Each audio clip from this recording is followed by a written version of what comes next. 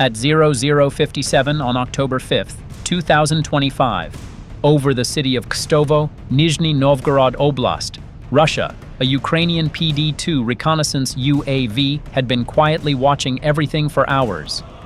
Hanging at 8,200 feet, every activity at Russia's fourth-largest oil refinery, Lukoil Nizhny Novgorod, was caught and catalogued. The USG-405 infrared camera platform slung under the PD-2's nose drew a precise map of the refinery complex, marking the entire lattice of storage tanks, pipelines, access gates, every vulnerable point. It streamed each attack point straight by Starlink satellite to a formation of 90 UAVs flying in, exactly 125 miles away. They had launched from rails strung along Ukraine's northeastern border the night before, each bird leaving the rail every 10 seconds on command. In that formation were 60 decoy UAVs completely rebuilt from commercial drones, refitted DJI Mavics, 10-inch frames using parts ordered on Alibaba, even racing drones and wooden fuselage UAVs joining the mission. From a concealed field command post in northeastern Kharkiv, the Strike Ops Team codename Nemesis 90, 412th Regiment, glued their eyes to the ops screens, tagging every rising heat signature on the tactical map. The targets, the refinery's primary tanks, stood out against the gray background, a 50-degree Fahrenheit temperature delta, a simple but fatal tell. The tanks were full. About 500,000 tons of oil sat inside 10-millimeter thin steel shells, one block of energy, a static bomb waiting. Neutralizing the refinery wasn't a reckless gambit, it had been calculated for weeks. The task group split into two roles. Ghost 1 would deploy decoy UAVs, while Ghost 2 guided the main strike package right behind. An encrypted attack order went out at once. The decoy swarm fanned, approaching from multiple axes and at every altitude. Their swollen steel silhouettes drank in every radar beam from Russia's early warning arrays. At 2:03, at Moscow's Air Defense Command, the long-range 91N6E radar crew panicked as their scopes filled not with an orderly numerical picture, but with a blizzard of unknown returns. The density was so extreme that for the first seconds, they thought the system had glitched. The decoy cloud sealed the sky from all directions and altitudes, building an electronic wall advancing into the radar's coverage. Like an invisible black hole, it swallowed the radar's attention, shielding the real strike, now exactly 12 miles out. Russian reaction wasn't slow. The S-400 battery fired. A salvo of 9 M96 interceptors broke from their tubes, while the 92 N6E engagement radar lit the targets, guiding each interceptor. INS on the interceptor noses locked onto the decoy swarm, rating them the greatest threat with zero suspicion. Seconds later, a string of short detonations boomed. Fireballs blossomed in the sky, swatting down decoys, their 10-inch frames, wooden fuselages, bargain shells tumbling in flames to the ground. But the night wasn't over for Russia. Another cluster blinked in from the western rim of the scope. At the 9S-18M1 radar post, a fresh attack order went out immediately. A Buck M2 battery dug in 9 miles from the refinery spat multiple 9M317 interceptors. The decoy flock fell inside the envelope. The Russian commander smirked as the fire control radar annotated each spinning prop in the air. No one in the Russian chain doubted their picture. They didn't know the real strike package still hid from air defenses worth hundreds of millions. The second interceptor salvo clawed skyward. Seconds later, more kills populated the command log. This was exactly the reaction Kiev's controllers wanted. Every interceptor fired marched Russia deeper into the real kill box. Each hit was a strategic loss. More important, each launch handed Ukrainian intelligence a priceless dataset, precise battery positions, radar bands. Russia mapped its own defenses. Battery commanders drafted and sent triumphant sit-reps to Moscow HQ, unaware they'd just made the worst decision of their careers. As the decoys exploded, the ingress corridor swung open like a lock clicked off. Only then did the true strike appear. Those mindless decoys were dirt cheap compared to the yield Kyiv was about to cash in. Ghost 1 had done its job. Russia had burned 40-plus interceptors and fixated multiple defense nodes. The game was now Ghost 2 versus the refinery. No S-400, no book in the loop, just open space, and the strike drones sliding into it with the cold certainty of a problem already solved. The main spear point rode AN-196 Lyutier Kamikaze UAVs, range greater than 620 miles, each with a 77-pound TNT warhead. Silent death from across the border, as Russians call them. Greater than 2,200 pounds of explosives would be slashing through the short-range layer, the refinery's last real guard. Unlike the noisy decoys, the main package moved in secrecy under total EMCON. Holding a loiter approach, the 30 UAVs cruised 68 miles per hour at 165 feet AGL, hugging Earth's curve under the Russian early warning net. Terrain-following profiles plus minimalist composite skins with few flat facets let them shed radar reflections. To Russian scopes, they were just a flock of big migratory birds, too ambiguous to drive the alert level to max. Inside each shell, GNSS fed the INS and could fall back to autonomous behavior when signals died, basic ECCM.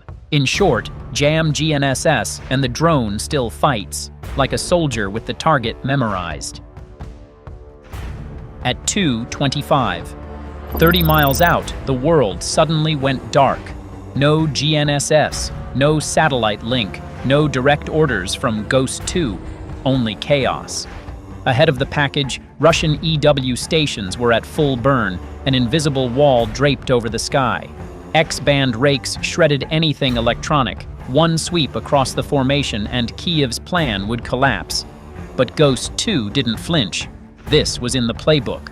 Within seconds, the UAV operators had stability back. On paper, the EW barrage had killed Ukraine's strike. In practice, Kyiv never steps into a fight without a backstop. Each kamikaze carried an AI visual odometry chip, terrain/target recognition for autonomous mission continuation in GPS-denied space. When GPS vanished, the swarm flipped to INS for course keeping, flicked the EO/IR cameras on for 3 seconds, off again, just enough to sight the field. The package kept absolute silence to avoid radar DF, while AN-196 number 7 pulsed a strobing peak that forced EW to spread its energy thinner. Now the target was plain. The 30 locked image tracks and drove on INS plus optics alone. No GPS, no uplink.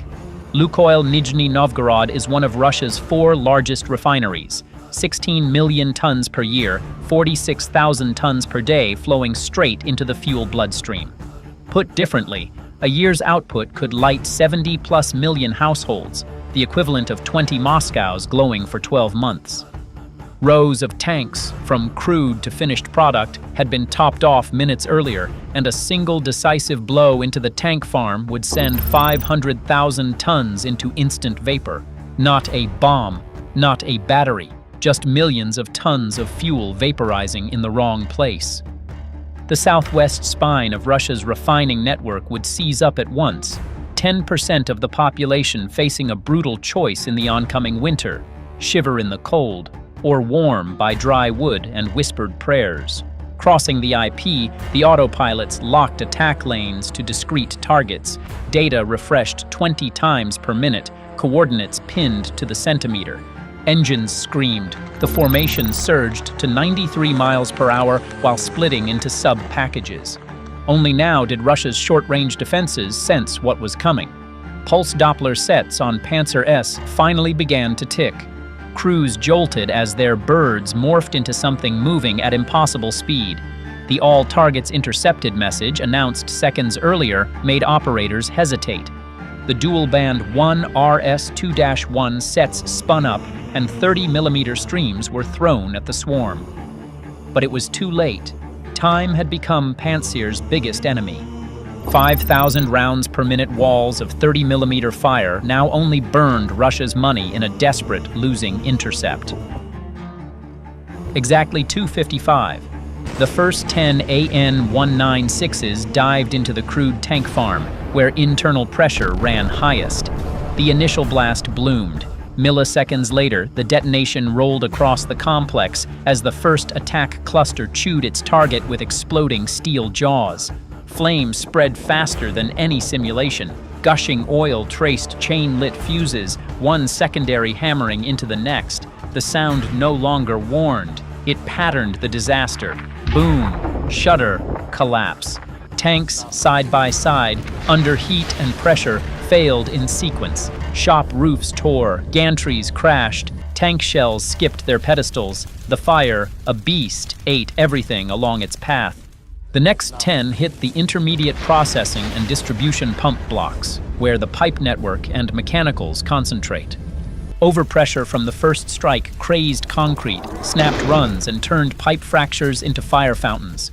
2 unmanned aerial vehicles speared the main trunk line. The remainder tore into distillation towers and manifold banks. In under 3 minutes, the complex's circulatory system was severed. Fire chased along steel runs, sketching an incandescent gash kilometers long. From afar, a scythe of flame across the plant. The final 10 approached the finished product tank farm, holding greater than 500,000 tons of refined fuel. They held low, then pitched over together. In a breath, 5 tanks detonated in series, throwing a shock comparable to hundreds of tons of industrial explosive. Heat and pressure punched air outward. Shock waves marched for dozens of kilometers. Remaining tanks reached their limits, then one by one ruptured. Blasts propagated like a heartbeat from a dying leviathan. Fire drowned the entire complex, hundreds of meters tall, mirrored in the Volga. Satellite thermal sensors captured a luminous smear greater than 7 miles wide, the signature of a regional-scale industrial eruption. Internal fire systems collapsed, power failed, comms stuttered and died. From monitoring posts hundreds of kilometers away, the blaze showed as a red continent on the national energy map, a hotspot in the purest sense. Local fire brigades charged in, but met an enemy water and foam wouldn't quickly tame. Pump stations were down, power feeds cut, several approach lanes had burned out, making entry both dangerous and slow.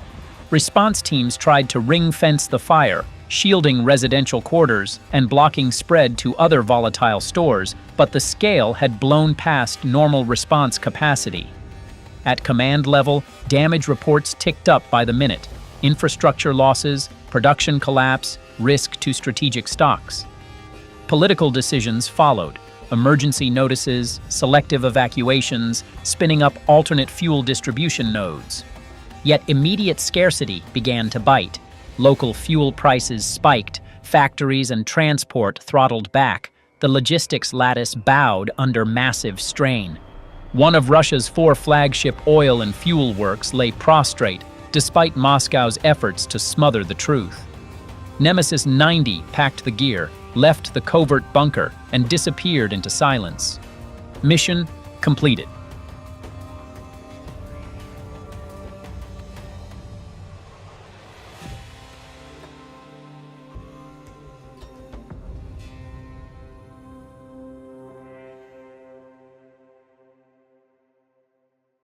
Exactly 11:25 p.m., October 13, 2025. A cold launch order was transmitted directly to a hidden field control room in the town of Izium, Kharkiv Oblast. At the center of the bunker, the technical team, codenamed Legion, wearing FPV goggles, gave the go-ahead the moment the attack signal arrived. Within 15 seconds, 80 kamikaze FPV drones came to life simultaneously. Launched from preset platforms across the secure zone near the border, propeller engines roared as the drones shot skyward. The target, Arzama's substation, one of the 3 most critical energy hubs in the Nizhny Novgorod region of southwestern Russia. This station supplies power to more than 250,000 households daily, located deep inside Russia's safe zone, and shielded by multiple layers of air defense systems worth hundreds of millions of dollars. Moscow believed it was untouchable, but Ukraine was about to show them what modern warfare looks like. With a swarm of decoy drones, 20 surgical strike vectors, and a plan calibrated to the centimeter, the 80 drones were divided into 4 groups, each consisting of 20 UAVs, taking off in perfect 10-second intervals after crossing the border. The first swarm of decoy UAVs immediately broke formation. These 60 decoy drones were cobbled together from reinforced 5-inch steel frames, a batch of DJI Mavic 3s smuggled from Poland, and several defective kamikaze drones, all fused into the opening act of a hellish script, Chaos. Split into clusters, flying at varied altitudes and attacking from multiple vectors, the radar screen of the 91 N6E tracking system instantly began to overload. Russian radar operators initially thought it was a system glitch, but after 15 seconds, warning flags flooded the display. They scrambled to draft a report for command. Speed, 93 miles per hour, approximately 150 kilometers per hour. Altitudes range from 164 to 328 feet, 50 to 100 meters. Radar cross-sections, RCS, varied between 0.01 and 0.1 square meters. Not birds, not weather anomalies. The AI classifier concluded UAVS. Inside the C2 room, what was once dismissed as noise now became red alerts. The threat classification system flagged small cross-section targets, a drone swarm, not worth using large missiles. Solution: mid-range Panzer S-1 interceptors. What was unfolding wasn't a suicide mission. It was cold mathematical warfare in the 21st century. In Kiev, satellite imagery from Maxar and Planet Labs had mapped every rooftop, transformer, and fuel tank, turning the Arzamas grid into a digital kill list updated weekly. A volley of 57 E-6E interceptor missiles roared from 4 Panzer S-1 batteries, surging straight toward the wall of drones Ukraine had created. The Teller-mounted fire control system locked on. Targets were within 15,700 feet, approximately 4,800 meters. 10 seconds to impact. Russia's reaction played out exactly as Kiev had predicted. As interceptors collided with the drone swarm, dozens of small fireballs erupted mid-air. The sky briefly lit up with flares and the debris of UAV carcasses rained onto the terrain below. Each decoy drone cost less than $600 to build, but the return on investment? Astounding. For just $36,000, Ukraine forced Russia to burn through 48 Panzer missiles while simultaneously blinding, jamming, and fragmenting its regional radar systems. But above all, the drones opened a corridor, a clear, unguarded attack lane for the main strike group, using the oldest trick in the book, stealing every pair of eyes. It was like looking through a hotel door peephole. You can see who's knocking, but you have no idea what's below their waistline. And under that metaphorical door frame, 20 AN-196 Lyuchi attack drones were creeping forward at an altitude of just 98 feet, approximately 30 meters.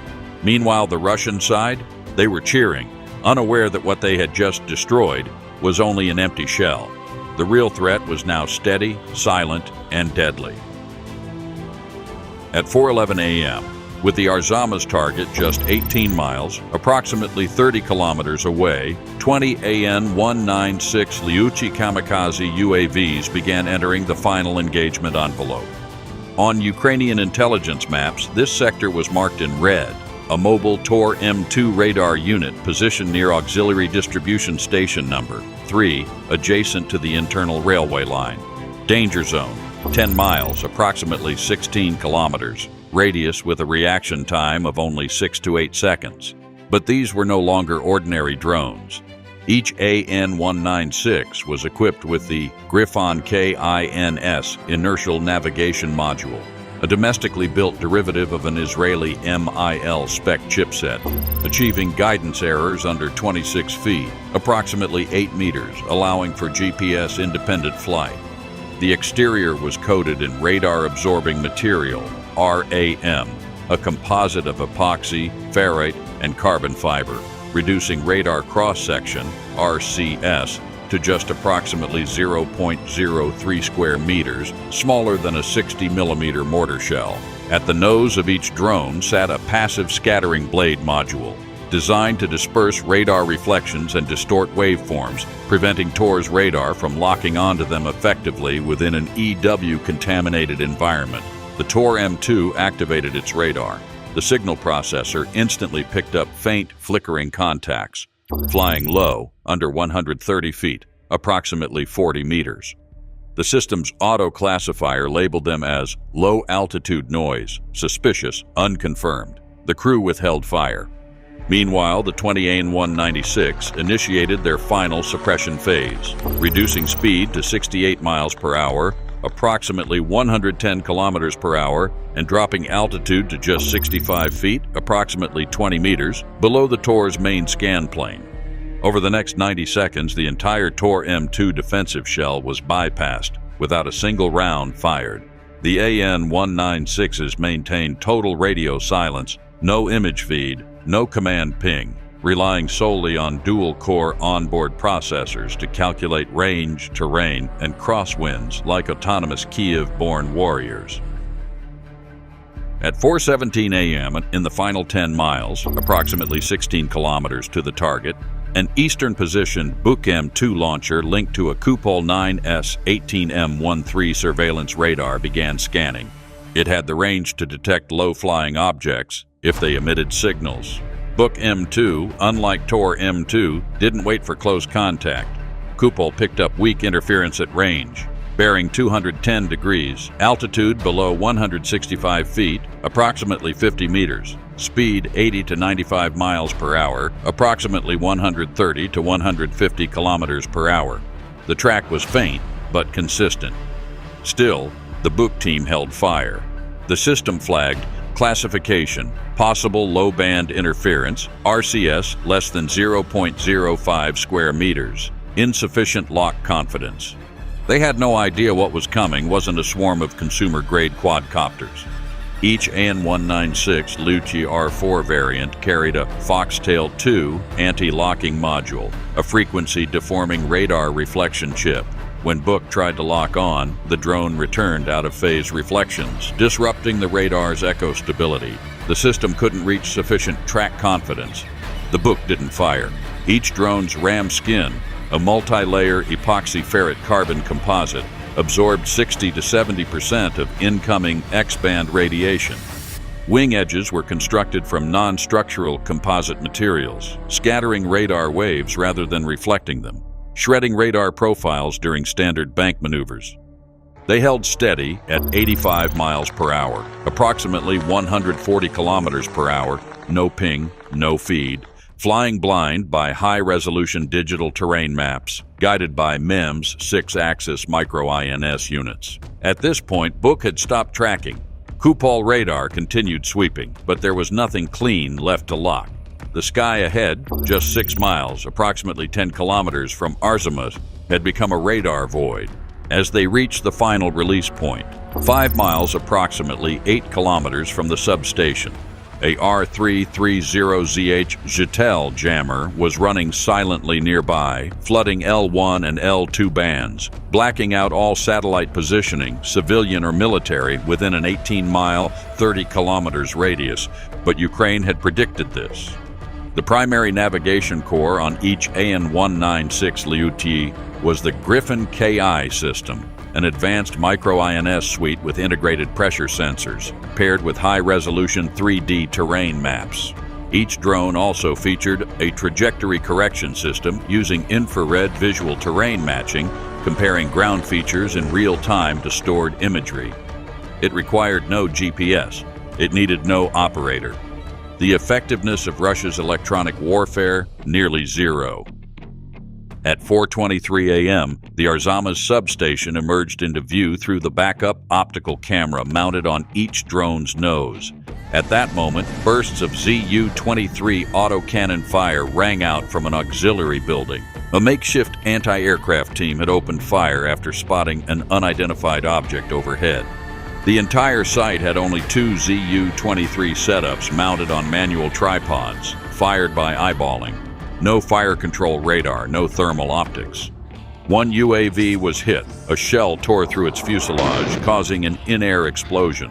But the others had already slowed and dropped to just 15 meters, approximately 49 feet above ground, weaving through tree lines in pairs at 68 miles per hour, approximately 110 kilometers per hour. Far too fast for human gunners to track with hand-cranked weapons.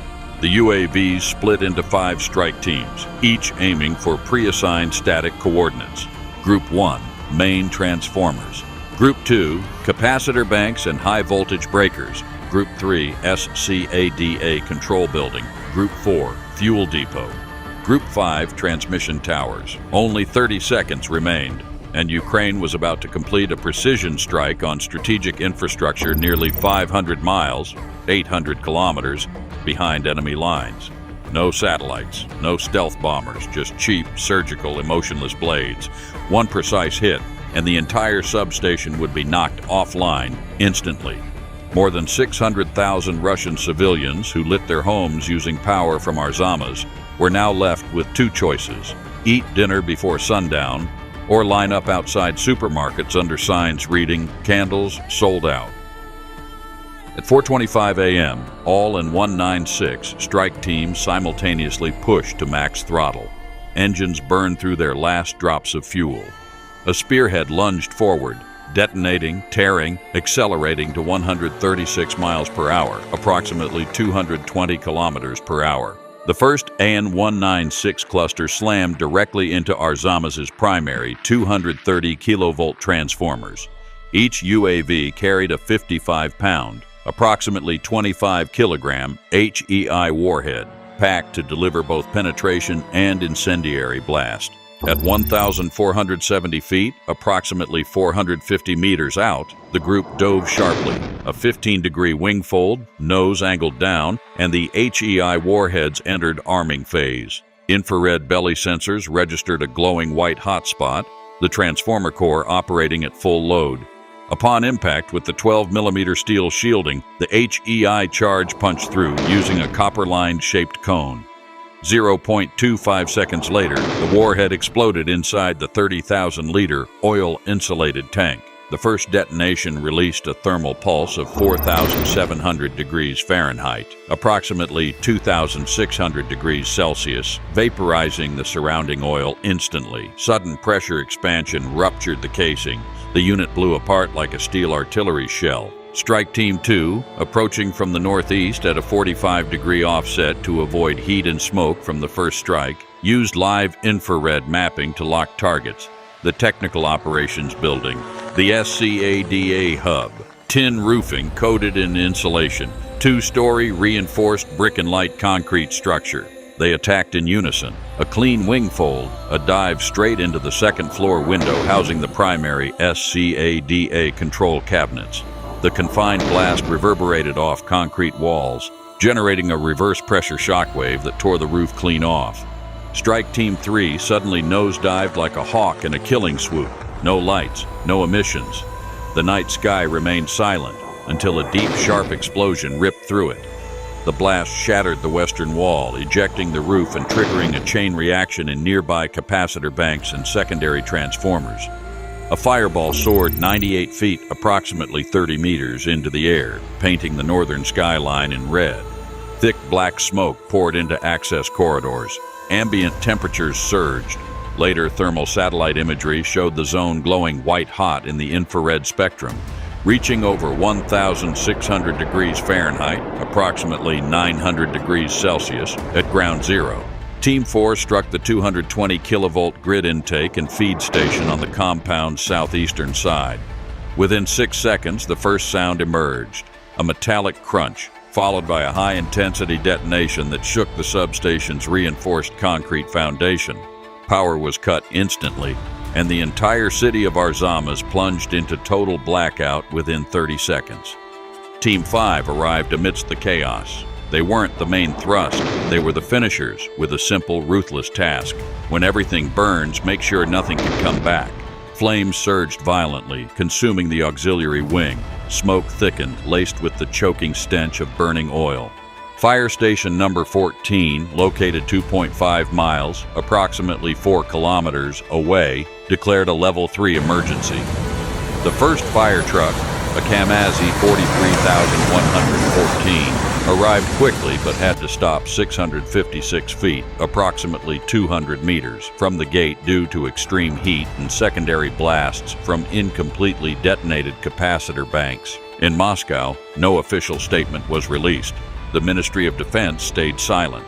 Rossetti, operator of the Arzimas power grid, twisted the facts in its first press release. A major technical incident caused by internal short-circuiting. The cause is under investigation. But on the ground, the truth burned black in every rising plume. In Kyiv, there was no press conference, no declaration of victory, no need for symbols. Nothing more needed to be said. They were done. And they knew. Another call would come. Another mission would need them, soon. Mission completed.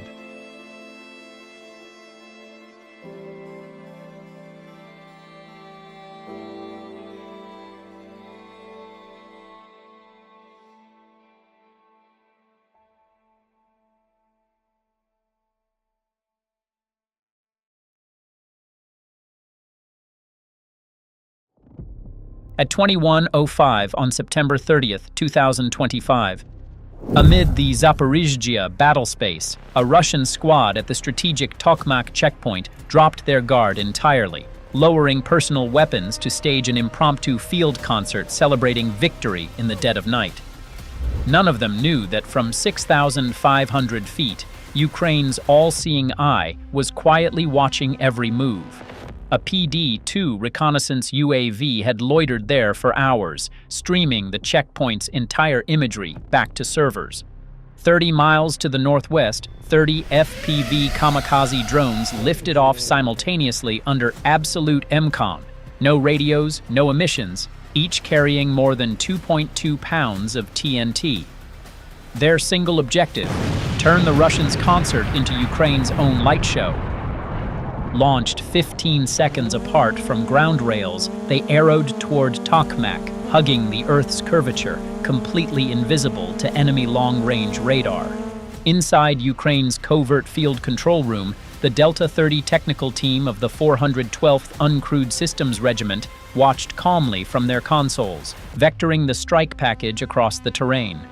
The PD-2's nose-mounted USG-405 IR pod exposed everything the Russians thought they'd concealed: revetments, AFVs, and clusters of troops.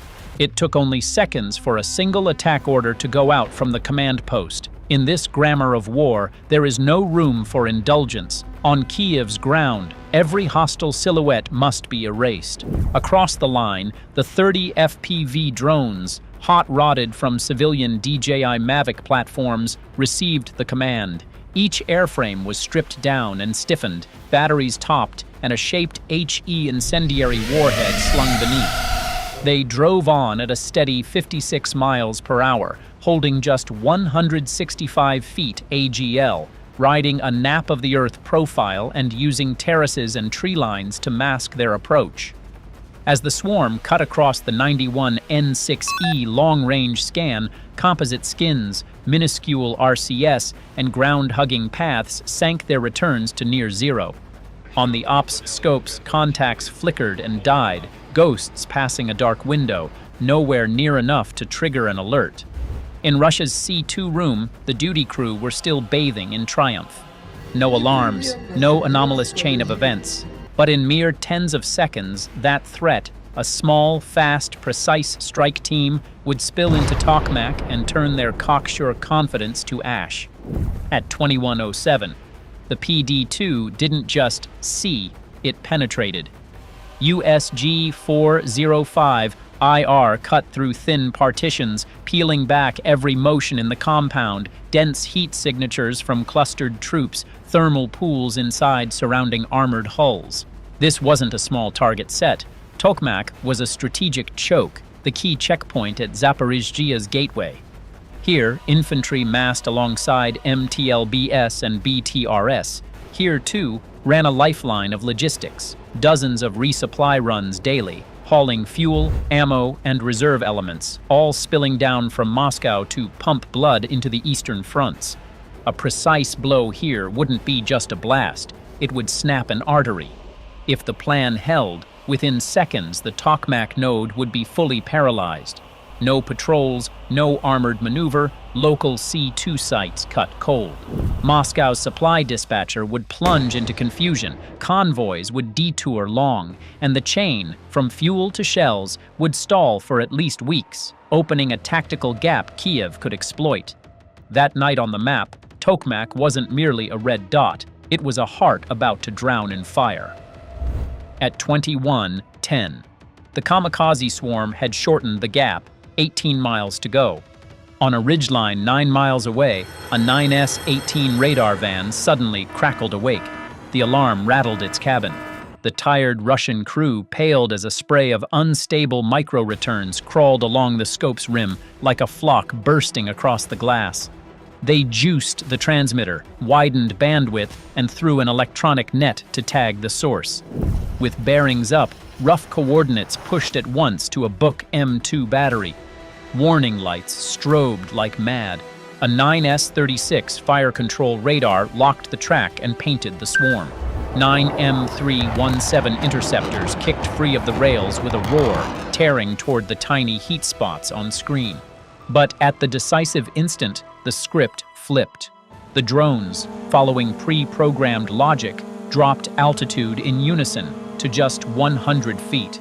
The ground-skimming paths and tiny RCS muddled seeker logic. IR and radar heads sucked in warped, scattered returns. The 9 M317s screamed overhead, missing by meters. Iron maces swinging blind. With no lock confirmed, the safeties tripped, self-destruct. The 9 M317s burst in midair, exhaling smoke and shrapnel that clattered to the empty earth below like an iron rain. At 21:17, the FPV swarm hit its pre-planned kill box. On Delta 30's board, each track flipped red, inside the dead zone. The formation shoved down to 65 feet and split into two spearheads, each pre-assigned: the dispatch center, command huts, and the AFV park. Rotor wine built, slicing the night, power to max, pale streaks spearing the checkpoint. Range 0.6 miles, only now did a Pantsir S-1 crew sense the wrongness. The radar suddenly bloomed with a mass of tiny returns. Too close, too low. The crew panicked, whipped the twin two A38 M30mm guns, and spat hundreds of airburst rounds, clawing burning ribbons across the night. Two drones took hits, flamed out, and crashed just meters from the perimeter fence. Two little bonfires. That was the last comfort Russia would get. The other 28 held speed, pushed through the metal rain, and rolled into terminal. Spearhead 1 drove at the checkpoint core, where PD-2 flagged the hottest thermal clusters, the main command and coordination block. In a blink, 5 drones bored through the thin concrete shell. Shaped HE incendiary warheads popped. Each charge carried greater than 2.2 pounds TNT, cinched under the belly with tape and zip ties. At the detonation center, temperatures spiked greater than 3,600 degrees Fahrenheit. A fireball engulfed the command core. Overpressure blew doors, roof, and the nearby sentry off his feet. The first shockwave fanned beyond 656 feet, scything command huts and temporary sheds. Inside, Russians panicked, some clutching rifles and running, others dropping in smoke and flame. A supposedly impregnable node, with layered sensors, now tore like tissue. Immediately, the rest of Spearhead 1 piled in, driving into rubble and setting off in near unison, a stack of overlapping blasts that drowned Tokmak's center in fire. From above, the PD-2's IR camera captured a horror tableau, a mushrooming fireball nearly 260 feet across, swallowing the central grid. Its rim burned white, heat so fierce the IR bloomed out for 3 straight seconds. Inside 330 feet, everything was ash. Spearhead 1, in under 15 seconds, had erased Tokmak's command center, On the Ukrainian side, Delta 30's underground screens shivered with fresh thermal blooms, secondary fires, ammo cooks, hotspots spreading. As the command corps dissolved, Spearhead 2 rolled its nose toward the AFV Park, MTLBS, BTRS, and a row of support trucks, fuel bowsers, and ammo carriers. The first 5 FPVS smashed into the lanes between vehicles, metal on metal, then sharp concussions like a drumline of alarms. Shaped charges slit tank lids, ripped open fuel bowsers, a pressurized stream flashed to flame, bands of fire licking around wheels. A bowser blew like a fireball, flame jets torched the truck beside it and seeded a string of secondaries. MTLBS and BTRS, built to shrug impacts, became red-hot iron lumps. One blast through a fuel bay popped a front wheel and snapped the suspension. A BTR flipped, skated, and stopped with a chunk of glacis torn out. On the PD-2's thermal feed, hot spots bloomed like spilled ink, secondaries chained.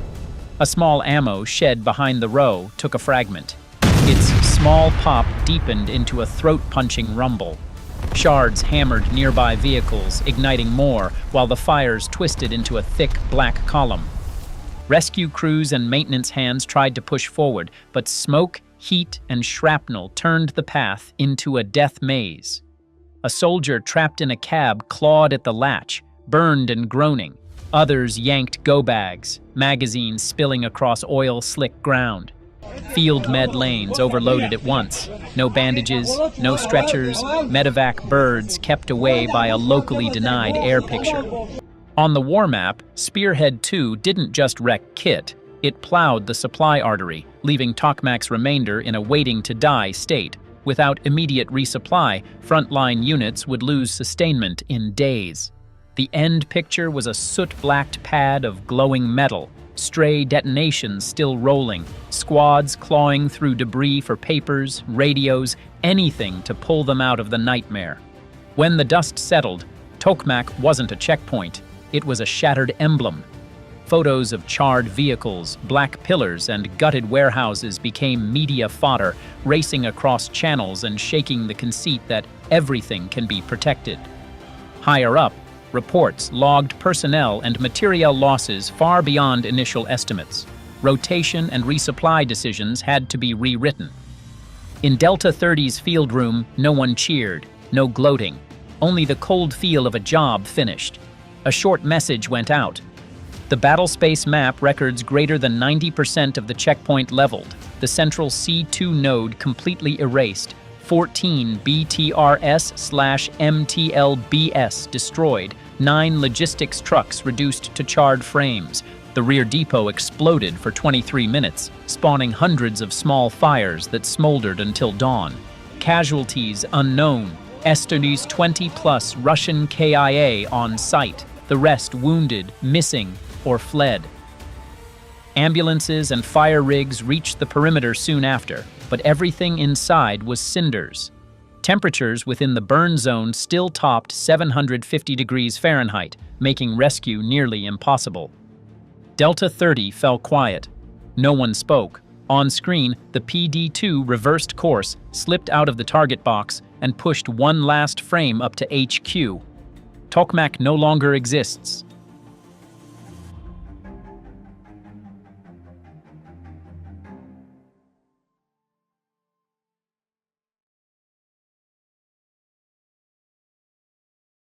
At exactly 9 a.m. local time on August 19, 2025, a train of 30 steel cars hauling over 2,200 short tons of diesel rolled out of a logistics depot near Rostavand and began creeping toward Tokmak. For the crew, it was just another routine run. What they didn't know was that more than 18.6 miles away, over 20 miles, the eyes of Ronin, Ukraine's 65th Mechanized Brigade, were tracking every axle turn through the thermal lens of a pre-positioned fiber optic reconnaissance UAV. And in just minutes, those 2,200 short tons of diesel, the lifeblood of Russia's entire Tokmak sector, would turn into a daytime inferno. triggered by homemade drones that cost less than a used car. This wasn't a spur-of-the-moment strike. Ukrainian military intelligence had trailed the train for 4 days via a local informant network equipped with encrypted phones. They knew the departure schedule from the fuel yard, the average speed, and, most importantly, the air defense gap with no Panzer S1 or book cover. That gap would appear as the train crossed the rails between Urozhain and Tokmak. Russia believed daytime was ideal for moving the train. Daylight would help them spot UAVs, and Ukraine would be less likely to attempt a risky raid. For Ukraine, it was the opposite. If the strike succeeded, crystal-clear footage of the blaze would serve as undeniable proof, spreading across social media and rattling enemy morale. At 8:20 a.m. from a covert launch site, a fiber-optic UAV took off. It flew for 40 minutes to the attack area. A hair-thin optical core trailed behind it, streaming 1.5 gigabits per second of thermal imagery without emitting any electromagnetic signature. On the control screens, the train resolved sharply, 30 fuel tank cars stretching out like prime prey across the Zaporizhzhia plain. The fiber-optic UAV carried no weapons. Its sole task was to be the all-seeing eye, hold altitude, tag each target, and relay every thermal fluctuation. From there, Ronin's operators rapidly built the attack map. The train clanked along at 25 to 30 miles per hour, utterly unaware that in mere seconds this routine resupply would become living proof that invading Ukraine is Russia's worst investment of the 21st century. At 9:02 a.m., the fiber-optic UAV sent a steady feed. The train had fully entered the air defense dead zone. The thermal image sharpened on the operator's screens. The diesel locomotive burned at 120 degrees Fahrenheit, a moving ember at the head of the steel serpent. 28 fuel cars followed, each with a clean thermal rim, but several flashed odd hotspots, signs of uneven internal pressure from rapid loading or partial fills. Those overpressured cars were ideal kindling. A single penetrator would make them erupt far more violently, dragging fire along the entire consist. The attack grid was locked in. Car 8, forward cluster. Car 14, center of mass. Car 21, rear cluster. Inside the control shelter, Ronin's team lead uttered 2 words, cold as a death warrant: fire. 4 FPV UAVs launched immediately. Each FPV drone cleared the railside. Electric motors whined, cameras jittered through low-level turbulence. On the screens, Ronin pilots watched the rails ribbon ahead as the train lumbered forward. FPV-1, lock car 14. FPV-2, steer for car 8. FPV-3, commit on car 21. FPV-4, hold for tasking, either the locomotive or any car that fails to detonate fully. They knifed in at about 100 miles per hour in an arrowhead formation. At a standoff of 20 miles, they would be on target in just minutes. Ronin tightened harnesses and fixed their eyes on the feed. The hunt was on. Each FPV carried a PG-7VL anti-armor warhead, 6 pounds of explosive with a 4-inch copper-lined shaped charge. On activation, it forms a 35,000 feet per second penetrator, enough to pierce 20 inches of armor. Against a tank car shell just 0.6 inches thick, that effect is a sledgehammer through eggshell. But the real edge wasn't only the warhead. These were no longer stock commercial drones. Ukrainian engineers had gone deep, a 56 by digital zoom camera to lock targets from kilometers away, and endurance stretched to 45 minutes. At 3 miles out, the locomotive crew and the escort detail finally spotted the dark specks screaming in. They hurriedly energized the LER-3 electronic warfare suite mounted on the last escort car, a system built to drive off UAVs. Instantly, the air around the train filled with radio energy. A high-power wideband barrage hammered multiple bands at once, blanking civilian signals for dozens of kilometers. Then, the Russians shifted to spot jamming, pouring power into 2.4 gigahertz and 5.8 gigahertz, the lifelines of most commercial drones. On Ukraine's consoles, the image wobbled, white static tearing across the view. But Ronin had prepared for this. These FPVs weren't stock DJI anymore. Engineers had added a frequency hopping scheme at 1,500 times per second across diverse bands. Each time LER-3 tried to latch onto one channel, the control link had already jumped. LER-3 was nearly useless. Russia added GPS spoofing, broadcasting fake satellite data to trick the drones into thinking they were somewhere over the Black Sea. For civilian drones, that's the curtain drop. Ronin's UAVs were different. Inside was a high-grade IMU, inertial measurement unit, with solid-state gyros. It continuously cross-checked the UAV's real path against GPS. The moment a mismatch appeared, it rejected the fake feed. Result: the Ukrainian drones held course. The video stabilized. On Ronin's screens, the three white-hot targets, cars 8, 14, 21, sat neatly in the reticles, awaiting their moment. Targets swelled in the frame. The fuel cars were no longer distant smears, but massive moving steel cylinders, heat-rimmed and glaring in broad daylight. Aboard the train, Russian escorts finally saw the incoming dots for what they were, closing fast. Panicked shouts rippled down the consist. Rifles snapped up. Bursts went wild. A K-74 tracers scratched thin white streaks across the sky. But trying to drop an FPV doing about 100 miles per hour is like swatting a hummingbird in a storm.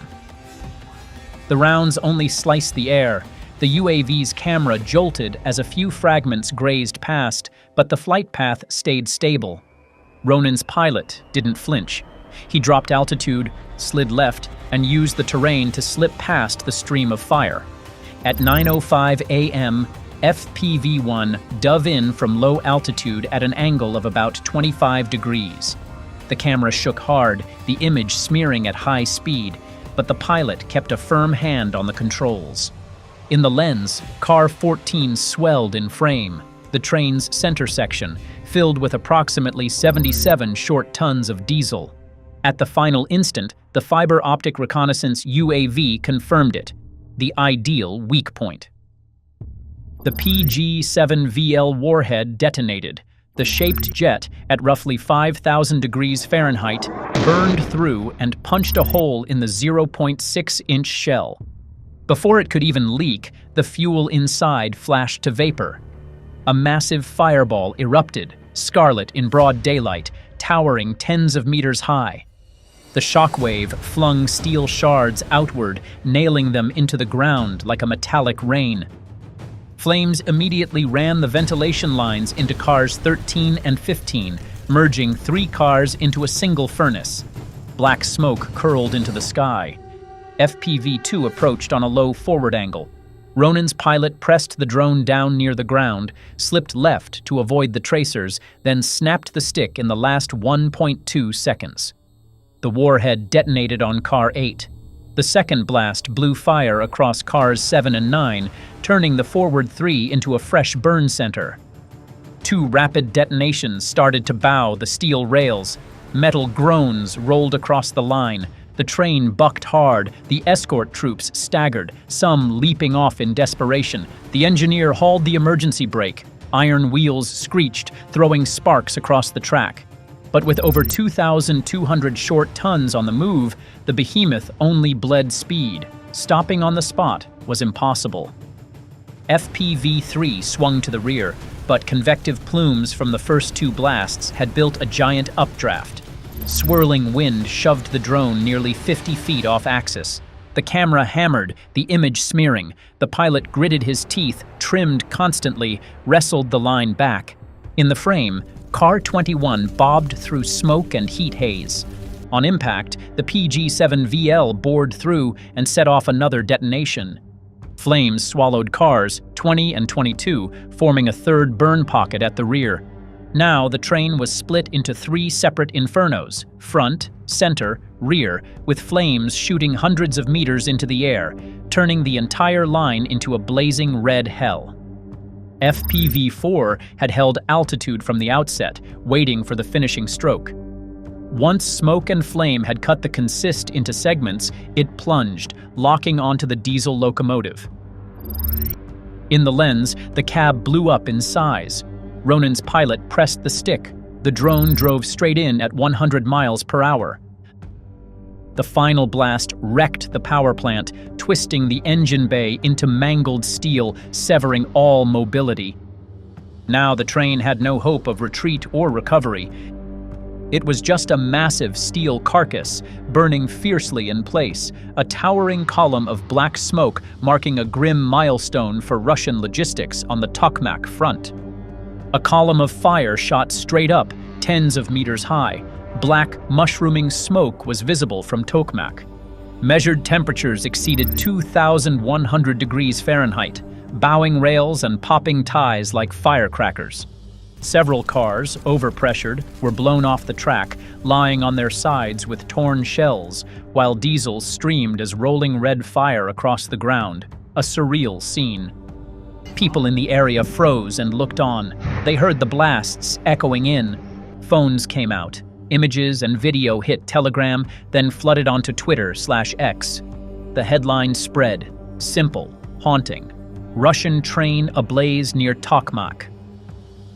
With the mission complete, the recon UAV severed its fiber line and dropped in a controlled descent into a decoy zone. Inside the control shelter, Ronan's pilots packed fast, purged all data and buffers. In under 10 minutes from the first blast, the team had exfiltrated. Moments later, the damage tally was confirmed. The rail segment was completely paralyzed. 9 fuel cars destroyed outright. The diesel locomotive knocked out. No field repair possible. Multiple additional cars damaged by overpressure, shrapnel, and heat. Over 1,000 feet of rail infrastructure deformed, rails bowed, concrete ties burst. The train carried over 2,200 short tons of diesel, enough to sustain 3 armored brigades for nearly half a month. Losing that supply meant hundreds of tanks, APCS, and trucks would be mothballed, or forced to cut tempo.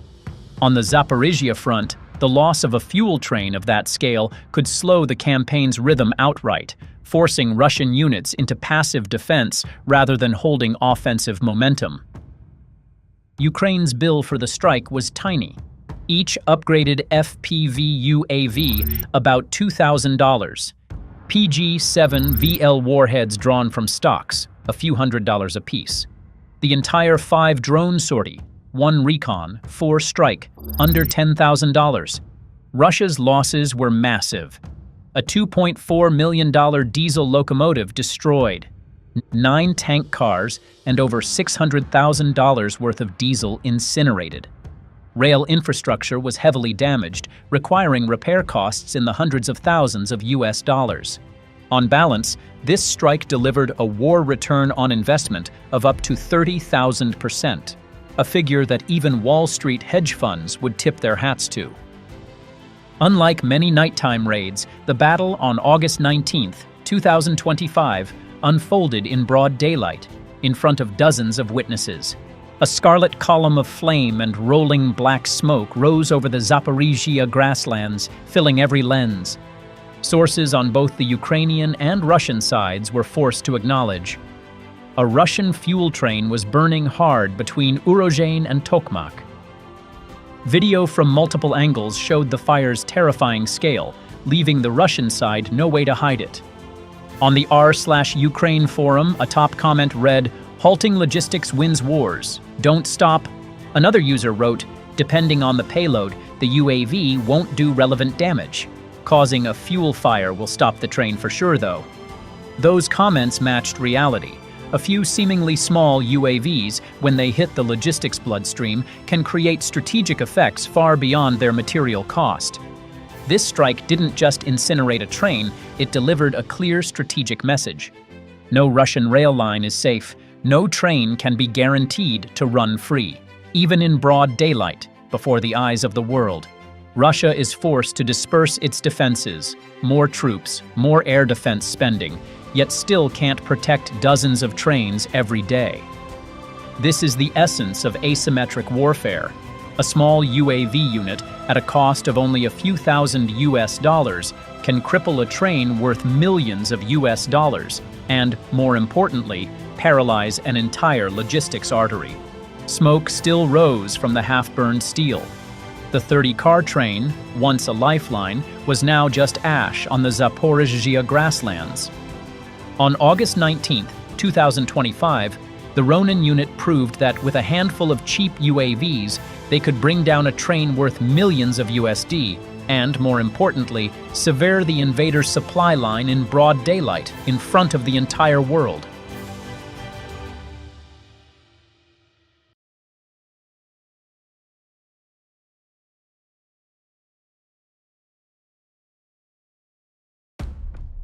At 2:15 on October 19, 2025, over the Russian logistics rail line in the Belgorod region at 5,900 feet, a Ukrainian SBU reconnaissance UAV PD-2 watched silently. Beneath its belly, the USG-405I glowed as it caught every movement. No radar, no radio signal, only the infrared eye sweeping in steady beats. About 2.5 miles away, the silhouette of a TEM-2 diesel locomotive pulling a North Korean resupply consignment gradually emerged.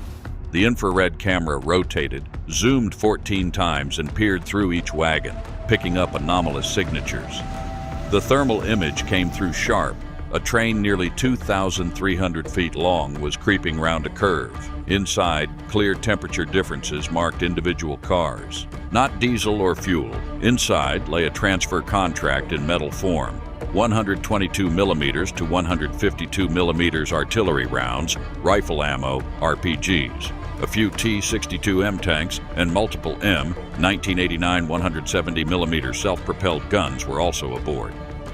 A consignment worth $50 million, moving over 1,000 tons of reinforcement from Pyongyang straight to the western Russian battlefield. From a field command post on the northern outskirts of Kharkiv, the technical crew Dagger 8 immediately marked the target. The resupply column was in sight.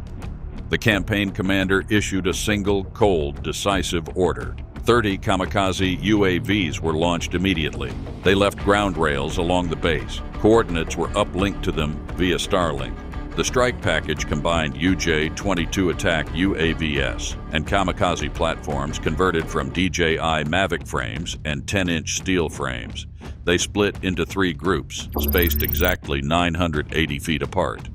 Under the black Belgorod sky, the 30-strong swarm closed on the target silently. No screaming motors, no transmissions, invisible on the maps. Each drone hugged the terrain at 100 feet altitude, following Earth curvature to keep beneath radar coverage.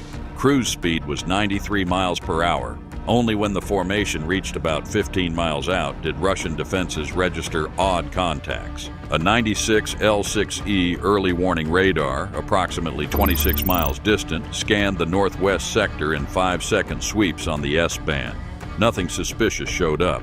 The swarm approached the outer edge of overlapping radar coverage. If they had flown 10 meters higher, they would have sat squarely in the scan cone. At their present altitude, the radar horizon for Russia was roughly 17 miles, and the drones slid by at 16 miles, under everything. Altitude wasn't the only trick. Each UAV was coated in radar-absorbent material, epoxy plus ferrite plus carbon fiber, reducing RCS below 0.07 square meters. To Russian radar, the swarm looked like a flock of errant birds. SIGINT stations tried to sweep frequencies. Nothing. The drones emitted no GPS, no control signals. They did not navigate by radio. They used inertial INS and digitized terrain maps, adjusting course by barometric sensors and laser altimeters. Absolutely electromagnetically silent. At 2:28, the swarm slipped past the first layer of early warning. No sirens, no missile launches, no battery activated. They flowed like high-speed phantoms, leaving behind a multi-hundred-million-dollar air defense network that had not even noticed their arrival. 11 miles remained. The target was within strike range. The tactical air defense zone, west of Valoiki, Belgorod Oblast, lay ahead. The drones had passed the long-range guard. The second layer of defense came into view. A Tor M2 battery stood on alert, and a Panzer S-1 unit covered the receiving station. ASA fire control radar with 360-degree coverage linked to the local command center. This air defense tier did not search for targets so much as wait for them to appear. And now the Ukrainian UAVs began to show themselves. At 9 miles out, the Tor M2's AESA picked up extremely small, unstable reflections, jittering over the terrain noise.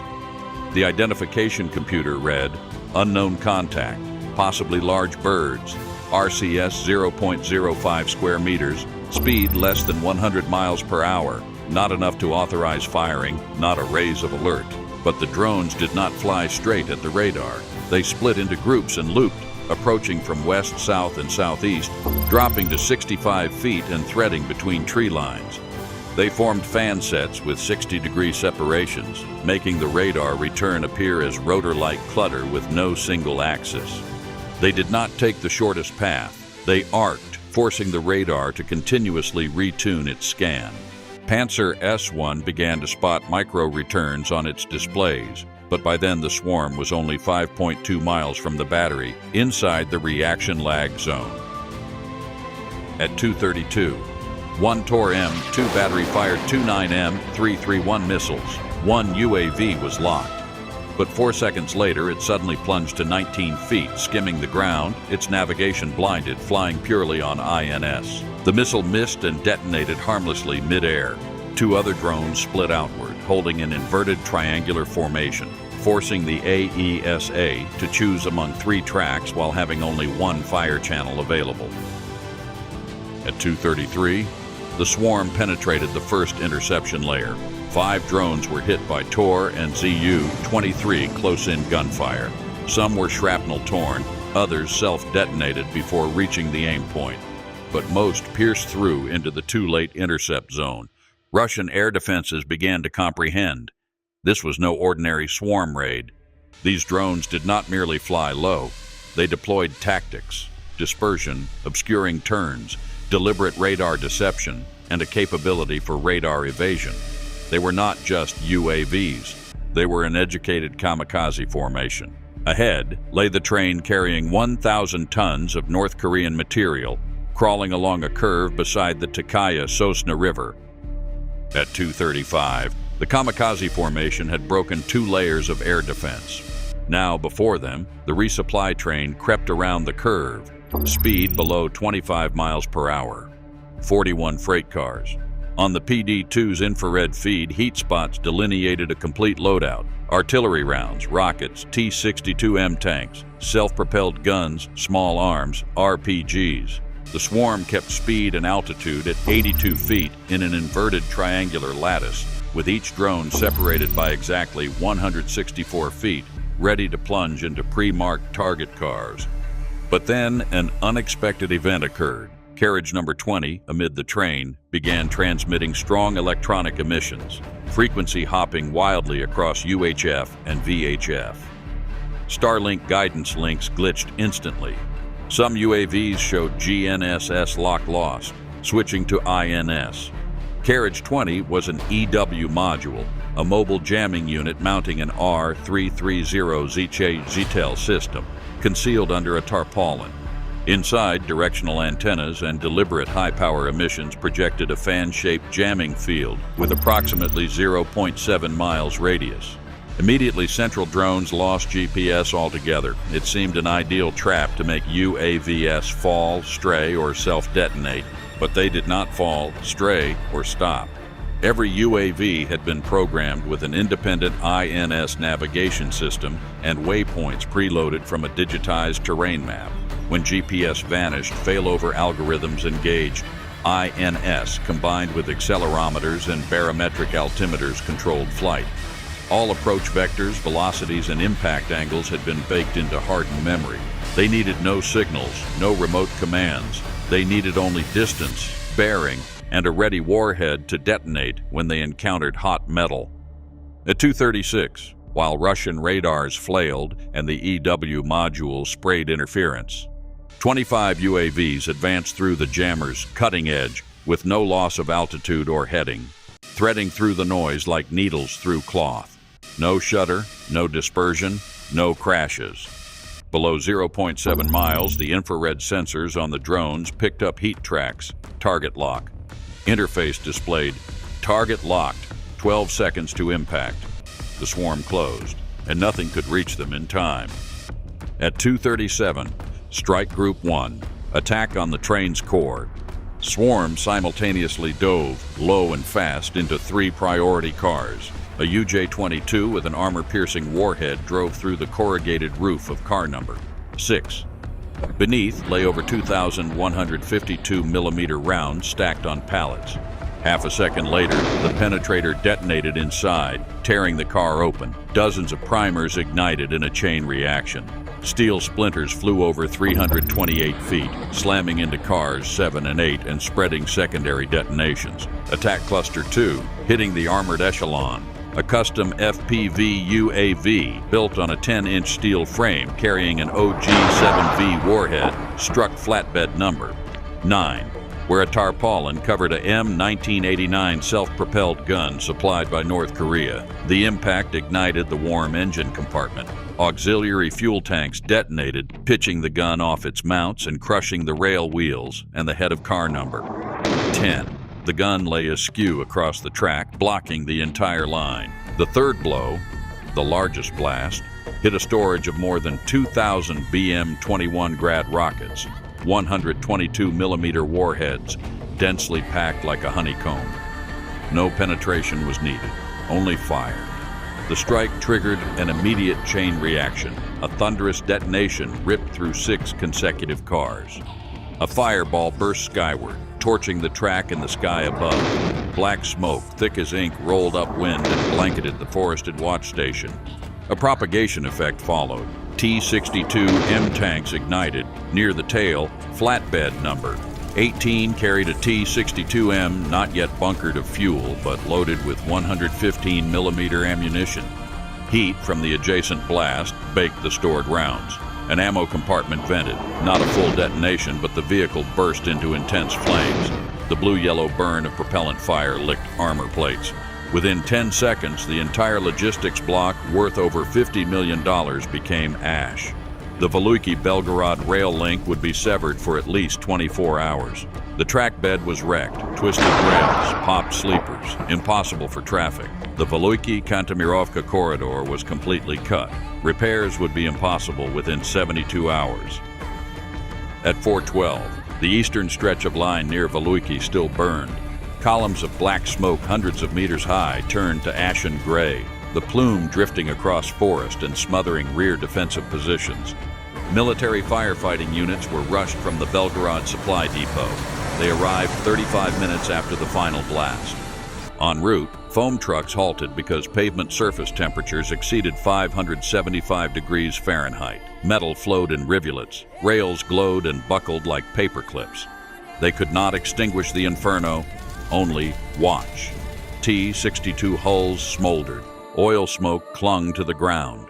No casualty report. No one alive remained in the destroyed wagons. Nobody could stop the heat or the chain reactions. The 1,000-ton train, worth over $50 million, died on the spot. Russia and North Korea responded with an unusual silence. Pyongyang issued no statement, no investigation demanded, only a confidential bulletin to Kongye Military District, supply run number. 9 lost contact at handover point. Suspend further convoys via Rajin Vladivostok. At Kharkiv, Dagger 8 extinguished their command link after the final UAV transmission. All data was archived in secure storage. No press conferences, no propaganda video. A single cold order was sent into the campaign system before the session was purged. Eastern supply corridor neutralized. Shift priority to radar targets. Smoke had not yet cleared. The rail line was unrepaired. The front line stood still. But one thing had changed forever. No train from North Korea to Russia would risk night transits again. And no Russian air defense crew would trust that their radars would warn them in time next time. The PD-2 sent the final message back to Kharkiv. Target destroyed. Column neutralized. Secondary explosions continuing. Fire spreading. Zero movement. Zero survivors on deck. Mission completed.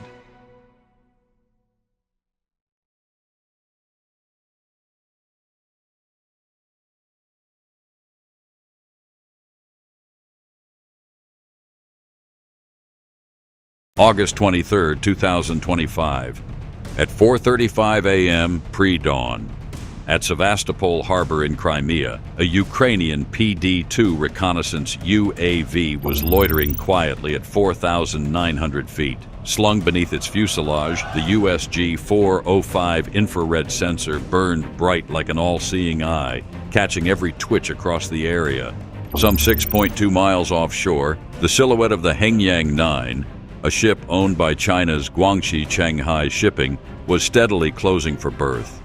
Thermal cameras pierced the decks, registering unusually low heat signatures, proof this was not a munitions hold and not a container of explosives. Instead, they revealed something far more troubling, an illicit transaction between Beijing and Moscow. Inside a camouflaged field command post on the Mykolaiv coast, 211 miles away, a technical team codenamed Firestorm from the 39th Brigade stared, unblinking, at every pixel. They hard-locked the Hengyang 9 and uplinked target coordinates by satellite straight to Kiev headquarters. The operations commander issued a single order. 3 R-360 Neptune cruise missiles were brought online, elevating from USPU-360 launchers mounted on KRAZ-7634 trucks. Fueling, electronic checks, and interlocks flipped to combat ready. An encrypted execute flowed into the flight computers of all 3 Neptunes, their MS-400 engines lit, coughing a blue-white plume. Roughly 1,600 horsepower, hurling each missile skyward to a peak of 590 miles per hour. Ukraine's 3-pronged spear pointed to the PD-2 designated kill box. Waters around Sevastopol. Holding an ultra-low altitude of 49 feet, the trio rode INS plus GNSS guidance at 570 miles per hour, hugging the sea surface. At 4:58. They struck the first picket, the long-range I-91N6 radar coverage. The Trident dropped lower to 32 feet and eased to 560 miles per hour, disappearing under a surveillance net worth hundreds of millions of dollars. The R-360's skin was no dead metal. It's a 3-layer structural stack, thermal isolation and anti-vibration inside, aluminum titanium strength members, topped by a radar-absorbent outer coat. Epoxy resin mixed with ferrite powder and carbon fiber, approximately 2 millimeters thick. At sea skimming height, its radar cross-section fell to approximately 0.05 square meters, about a hand grenade. 2 of the missiles were essentially ghosts on the 91N6 scopes. In Russia's C-2 air defense node, operators saw only a few faint smudges, insufficient to trigger a full threat posture. Sea clutter scattered the returns. The ram finish kept reflections so weak that 91N6E couldn't discriminate real missile from surface noise. The 3 Neptunes pressed on, not because they were literally invisible, but because the outer layer's reaction chain had been desynchronized. The compressed timeline opened a seam wide enough for a breakthrough toward occupied shores. At 4:59. The PD-2 kept orbiting over Sevastopol's piers, streaming anomalies to the field post. The ship, stamped with Xi Jinping's supply footprint, was hauling GNSS modules, EO/IR cameras, microprocessors, FPGAs, and antennas, the brains of modern electronics, engines, UAV fuselages, propellers, gyros, enough to assemble an entire attack drone flotilla. Even fighter jet control chips, cockpit components, and large CNC machines for aerospace parts, all sourced in China, shipped by sea, now about to dock at Sevastopol, the heart of the Black Sea Fleet. Meanwhile, the Trident of Neptune slid into the protection zone of Russia's S-400 and S-300 clusters. On paper, a ripple of 48 N6E2 and 48 N6DM interceptors could wipe all 3 intruders in seconds. But the Trident's commander didn't flinch. He understood the math. To shoot, the defenders must first detect and lock, and that is where the seam lay. Kyiv's early Christmas presents surfed the radar coverage almost unseen. But this safety window was brittle. A single guidance glitch or odd spectral burp could light them up for S-400. The commander ran the endgame like a master of closed positions, fast, cold, and stingy with the enemy's decision time. Inside each Neptune, guidance stacked in layers. INS stabilized the instantaneous trajectory while GNSS dripped dual-band L1/L5 updates, pulling fixes from 31 satellites, eyes in orbit roughly 12,400 miles up. Every 10 seconds, the 1.57542 GHz feed refreshed the nav solution, giving centimeter-grade steering to pin the missiles to the C-skim, thread detection cells, and slide through the S-400/S-300 effective scan volumes. Back in Russia's C-2, 3 odd streaks finally materialized amidst the oceanic noise. A chill ran through the crew. Reaction time was too thin. They could only acknowledge guess and try to push what they had upward in the chain of command. This trident was no desperate lash-out. It flowed from months of reconnaissance, intel collection, and methodical planning. Weeks earlier, Ukraine's network had flagged a pattern of Chinese freighters frequenting the area. Not cruise ships, not warships. Blood pumps for Moscow's proxy war against Kyiv. The pattern library said that today, a particularly important consignment from Beijing would land on the Black Sea's southern approaches. Russia's fresh hope now steaming toward the pier. At 5:01, the 3 Neptunes, trimmed to 530 miles per hour at approximately 32 feet, entered MCON, complete emission silence, then shifted to an ultra-low coastal ingress. Shoreline Buchem 2 batteries snapped awake. In their bunker, the pack of hounds crewed 9 S-36 acquisition radar hard, sweeping and resweeping. 9 A-317 launchers slewed. Interceptors snapped aloft like iron fangs. But Neptune isn't a souvenir shop toy, and Ukraine's Firestorm team aren't amateurs. They popped sophisticated decoy cartridges on each missile. A burst spread of radar-reflective fibers and composite chaff blossomed into phantom tracks within seconds. Buchem 2 fired on confident locks. The sector lead in C2 barked Salvo 2. Dual 9 M317 launches vaulted at Mach 4, white scars slicing the sky. This wasn't a gentleman's duel. In the cacophony, decoys, clutter, and spoofed aim points, the Neptune slipped the net. Pairs of 9 M317S proximity detonated into chaff, smearing the air with expanding smoke rosettes. On the waterfront, Chinese and Russian handlers thought they'd survived and rushed to resume offload. They were wrong. Only the decoys had popped. The 3 Neptunes were still coming, straight through the Veil, for the harbor. At 5:01:30, all 3 missiles punched into the harbor envelope. At this range, coastal air defenses had essentially exhausted their recovery window. One clean strike, on the right compartments, would be enough to snap an entire support chain Moscow had bet on. Geran 2 suicide drones, starved. Covert ISR UAVs, grounded. Those smart microelectronics that make drones think would revert to dead metal.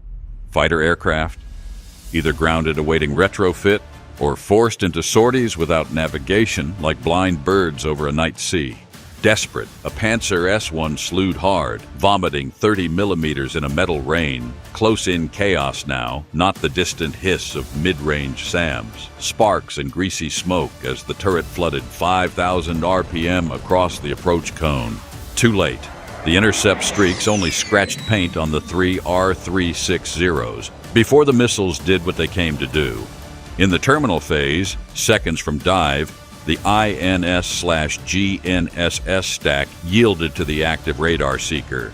With a firm lock, the guidance made last-second course trims to hit the desired ship sections. Evasive micromaneuvers jittered the path to slough off any final jamming or obstacles. Altitude snapped to approximately 16 feet. Speed nudged 560 miles per hour, enough to drive the HE warhead through the hull and punch a clean wound. But this wasn't about neat drilling. It was about the secondary waiting behind it. Each Neptune carried approximately 330 pounds of explosive. On burst, it produced approximately 6,300 degrees Fahrenheit at the core, ballooning a fire sphere, shrapnel and overpressure, clearing everything out to hundreds of meters. At 5:02, R-360 No. 1 knifed into the midships of Hengyang 9. The detonation snapped the whole harbor awake. The once quiet steel behemoth at the quay became the epicenter of catastrophe. Neptune's punch tore open the flank, ripping a long gash. Approximately 1,800 degrees Fahrenheit flames roared instantly, black smoke jetting from the holds. Soldiers and stevedores on deck were incinerated almost at once. Others on the pier were flung by shock and scything fragments.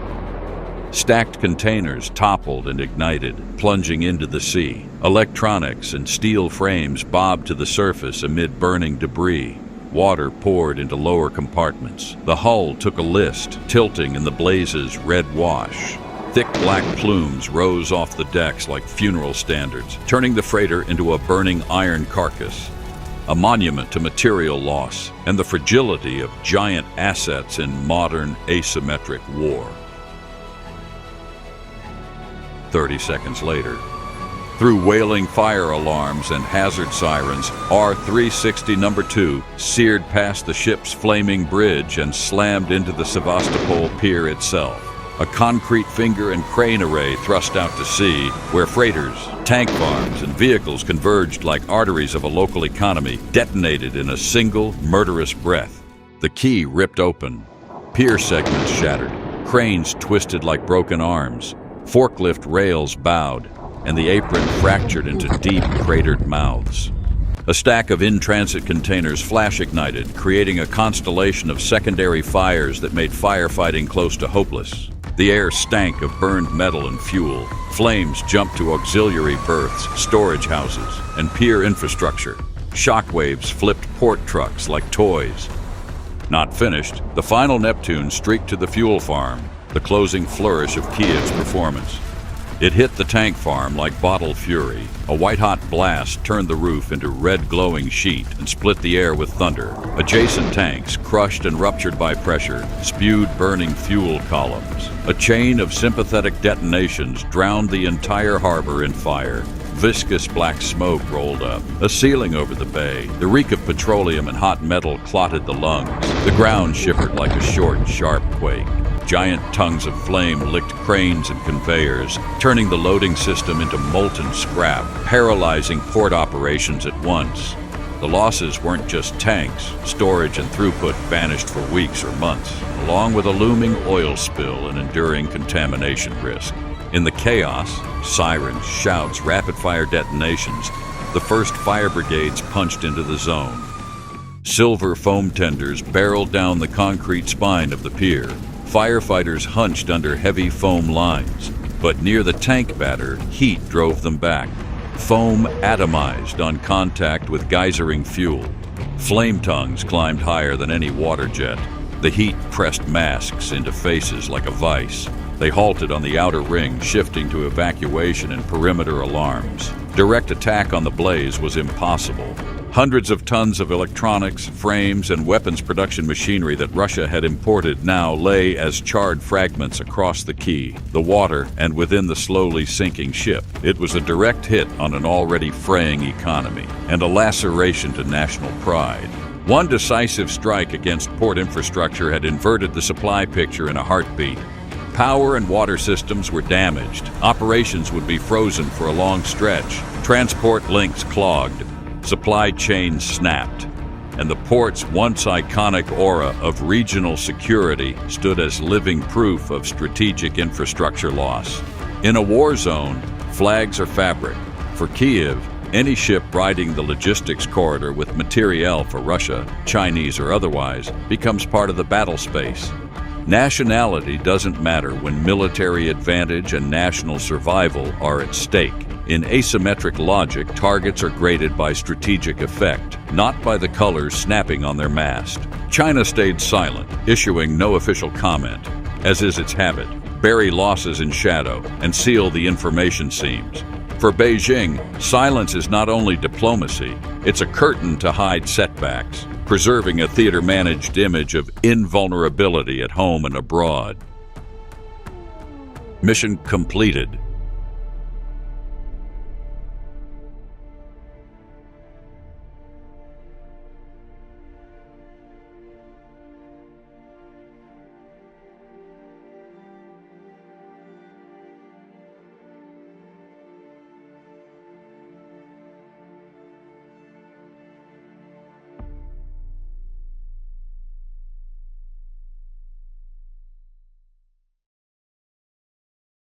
"4:55 a.m., pre-dawn of August 28, 2025. At Tver railway station, a pivotal logistics crossroads deep inside Russian territory, 104 miles north of Moscow. A 17-car diesel tank train lay motionless on the rails, waiting for the pump valves to shut after hours of fueling. Unbeknownst to the Russian engineers and soldiers, the train's fate was sealed the instant the last drop of fuel slid into the tanks. 6 modified TM-62 anti-tank mines, secretly planted by Ukraine beneath the consist, clamped hard to the steel skins, waited in silence. With a single encrypted command, Russia's strategic lifeline would turn into a colossal, horrifying fireworks display, 4 kilometers away. Suspended at 395 feet, a DJI Mavic 3 angled its camera to 75 degrees, tracking every movement of the train. Every secret Russia tried to hide lay exposed beneath the infrared gaze of the Mavic 3T. The thermal contrast said it all. 17 tank cars brimmed with the blood of war, primed to roll. Each tank car swallowed 15,850 gallons of diesel. In total, more than 264,172 gallons feeding Russia's war machine, 17 glowing blocks dead center in a 640 by 512 pixel frame. This single train carried enough energy to sustain a Russian mechanized regiment in continuous offensive operations for 10 days on the Donetsk front. These 850 tons of liquid fuel, worth $2.6 million, should have been a decisive lever for Russia, instead about to become a heap of meaningless wreckage. Those anti-tank mines did not appear by chance. Rewind to 2:45 a.m., exploiting the fatigue of Russian patrol teams. 6 TM-62 mines, 6 planned blast points, were emplaced along the length of the train, divided into 3 detonation clusters, head, midsection, and tail. 2 mines per cluster, each packing 15.5 pounds of TNT pressed tight against 16 millimeters of steel plating. Not random placement, but meticulous design. Once the chain reaction started, fire would race the entire length of all 17 cars and through the whole 1.85 million pounds of fuel. The plan was not written in a night. It was the product of weeks of patience and preparation. Through a covert reconnaissance lattice, Ukraine's Defense Intelligence Directorate mapped every step of Russia's logistics units. Reconnaissance further revealed a weekly rhythm, precisely at 5 a.m., while the city still slept. A locomotive would always arrive, hauling a massive resupply block, and today was the moment they had waited weeks to witness. But after repeated Ukrainian UAV strikes, Russia had grown wary and erected layers upon layers of dense air defenses. S-300 and S-400 radar clusters worth hundreds of millions carpeted the skies, reaching all the way to the border regions. Yet those systems could swat noisy drones, not anticipate an attack this audacious by Ukrainian operatives. Shuar special operators slipped in quietly, planting mines beneath the train while defensive clusters above worked at full throttle. 0500 sharp. The hands hit the fatal mark. The encrypted order, erase, went out at once. Along the train's hulls, 6 modified TM-62s awaited the command. Powerful magnetic rings bit into the curved steel of the tank cars like roots. a relic of the Cold War, a 12.5-inch steel disc compressing 15.5 pounds of TNT within. Upon initiation, it unleashes a shockwave lethal within 16.5 feet, hurling fragments out to 65.5 feet. At ground zero, temperatures spike to 4,500 degrees Fahrenheit, enough to puncture 16 millimeters of steel and turn each diesel tank car into a giant fuel-air bomb. 500 hours and 3 seconds. The first blast snapped the air like a whip. The lead tank car was ripped open instantly. 16mm steel could not withstand the overpressure, shattering into hundreds of shards flung 650 feet. At the core, temperatures surged past 4,500 degrees Fahrenheit, and the diesel did not pour out. It flashed into a towering fire cloud more than 295 feet high. In a heartbeat, the lead car vanished, the flash bleaching the entire station white. The first shockwave rolled outward. Nearby windows cracked and blew. Signal masts shuddered. The report thundered through the yards. Moments later, 2 midsection mines detonated. The twin punches turned the central mass of steel into a pressure furnace. Flame funneled upward, ramming a column of superheated gas into the sky. The train looked cleaved in two. Overpressure hurled hull fragments dozens of meters. At the rear, 2 more mines did their work. Explosions boomed like thunder. The last tank cars erupted, flames curling back and striking the heavens. Now the train, hundreds of meters long, writhed like a steel serpent burning from all 3 ends at once. In under 30 seconds, all 17 tank cars cascaded into chained detonations. The firestorm registered at 2,000 degrees Fahrenheit. Safety valves blew, weld seams tore open. Each secondary pop geysered more boiling fuel, turning the station into a labyrinth of fire and pressure. Blasts piled on blasts in relentless succession, each car setting off the next. Diesel smoke rose unlike any other, thick, heavy, pitch black. A colossal column lifted straight up, hundreds of meters high. Within seconds, it blanketed the Tver sky. Firelight below painted the smoke into a glowing red dome over the city. 0510. The first fire crews arrived. Water streams boiled off mid-arc, useless. They shifted to foam. It too vanished seconds after contact. Secondary explosions kept hammering. Red-hot fragments rained down like fire. Parked vehicles ignited, slumping into pools of molten metal. 0530. Tver Station had become ash. What once was a keystone logistics hub was now blazing scrap. Glowing steel and tank cars crumpled like paper. More than 1 million liters of diesel, the lifeblood of a mechanized regiment, were gone in minutes. From a distance, Tver looked meteor-struck. A black plume stabbed the sky, lit red from the inferno beneath. For the Russian army, it was a mortal blow. Not just millions of dollars in fuel lost, but the entire resupply plan for the Donetsk axis paralyzed.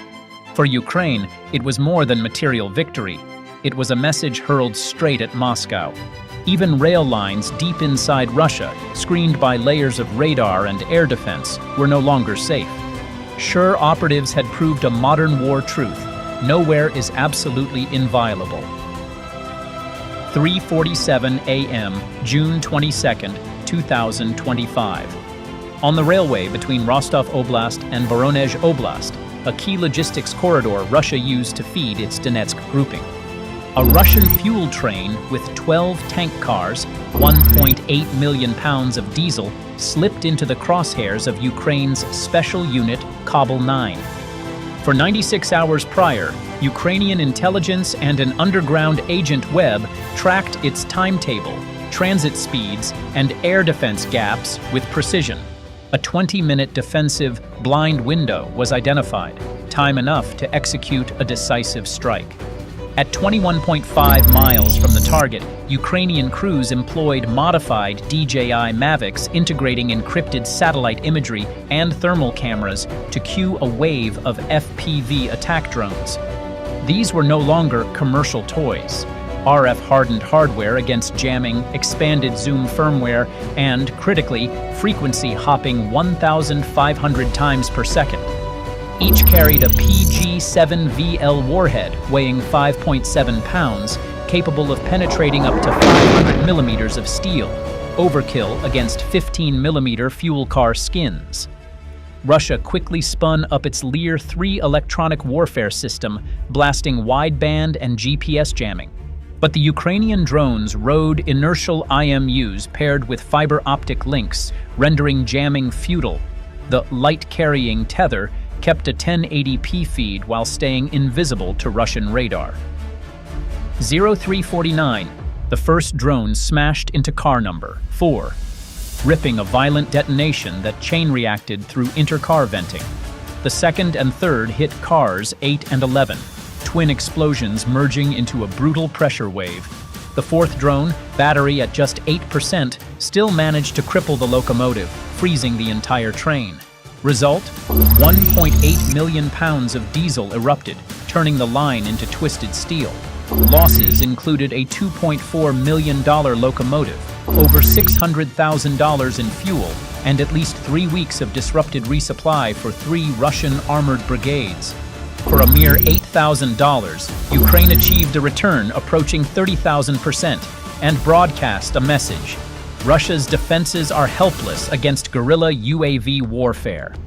Not stopping there, 2:43 a.m., May 24, 2025, the strike hit the Verkhnai-Tokmak-Melitopol line inside occupied Zaporizhia Oblast, one of the most vital arteries binding Crimea to the Donetsk front.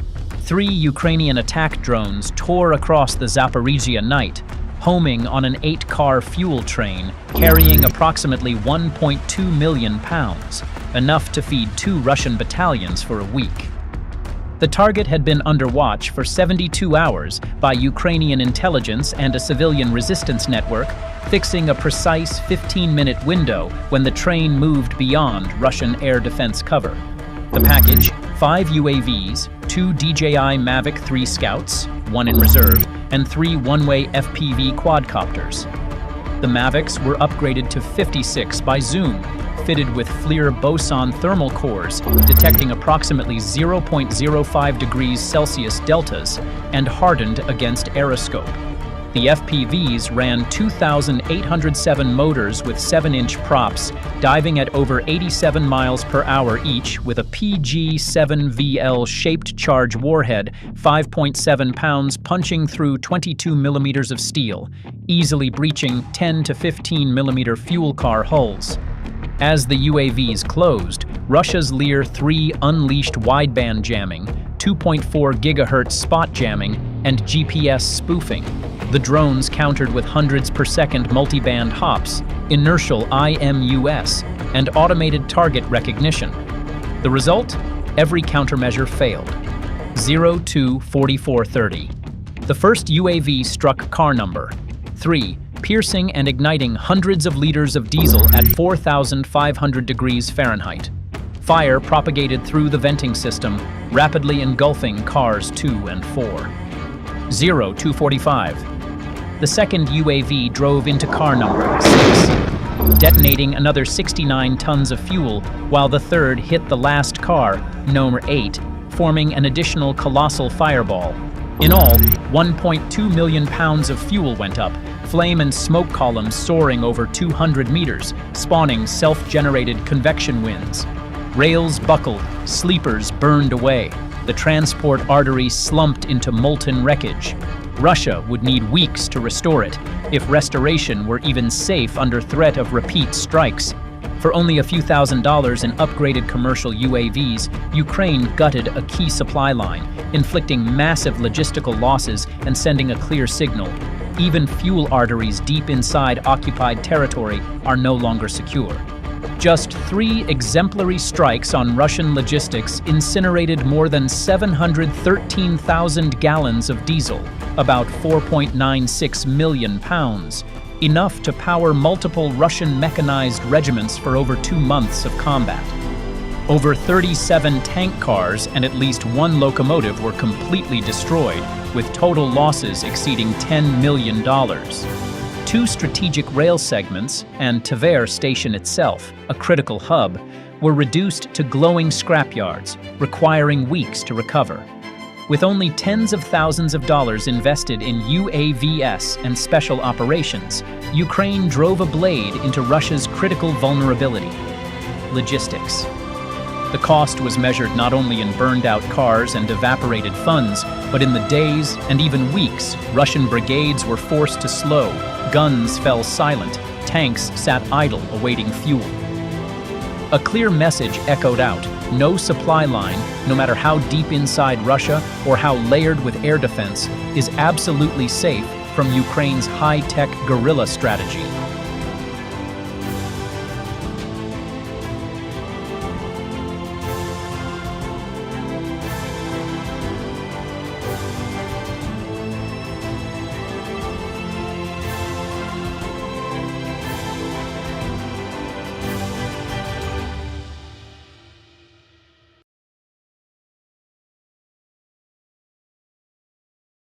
October 25th, 2025, a merchant vessel flying an Iranian flag carrying 550 tons quietly berthed at Olya Port, Astrakhan region, Russia. According to Reuters, inside were not civilian goods.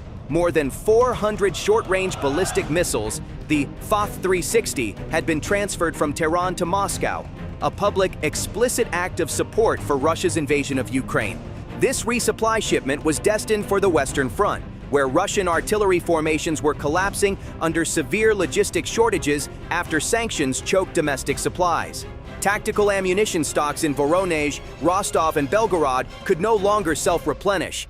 The precise time and birth of this weapons load had already been in U.S. intelligence hands, and the information was passed straight to Kyiv.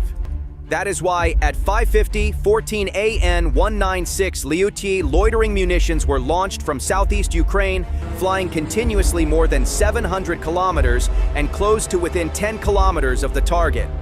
They were operated by Team 14, a special unit of Ukraine's main Directorate of Intelligence, GUR. Each UAV measured nearly 3 meters in length, with a fuselage built from fiberglass reinforced composite, ultra-light structure. They were effectively radar transparent, vanishing from Russian long-range surveillance screens designed to detect medium or high-altitude traffic. The Russian techs on watch kept running their shift like any other, or at least they thought they were. At the approach point, 3 kilometers from target, the final attack order was issued over a one-way encrypted channel. The formation immediately changed posture.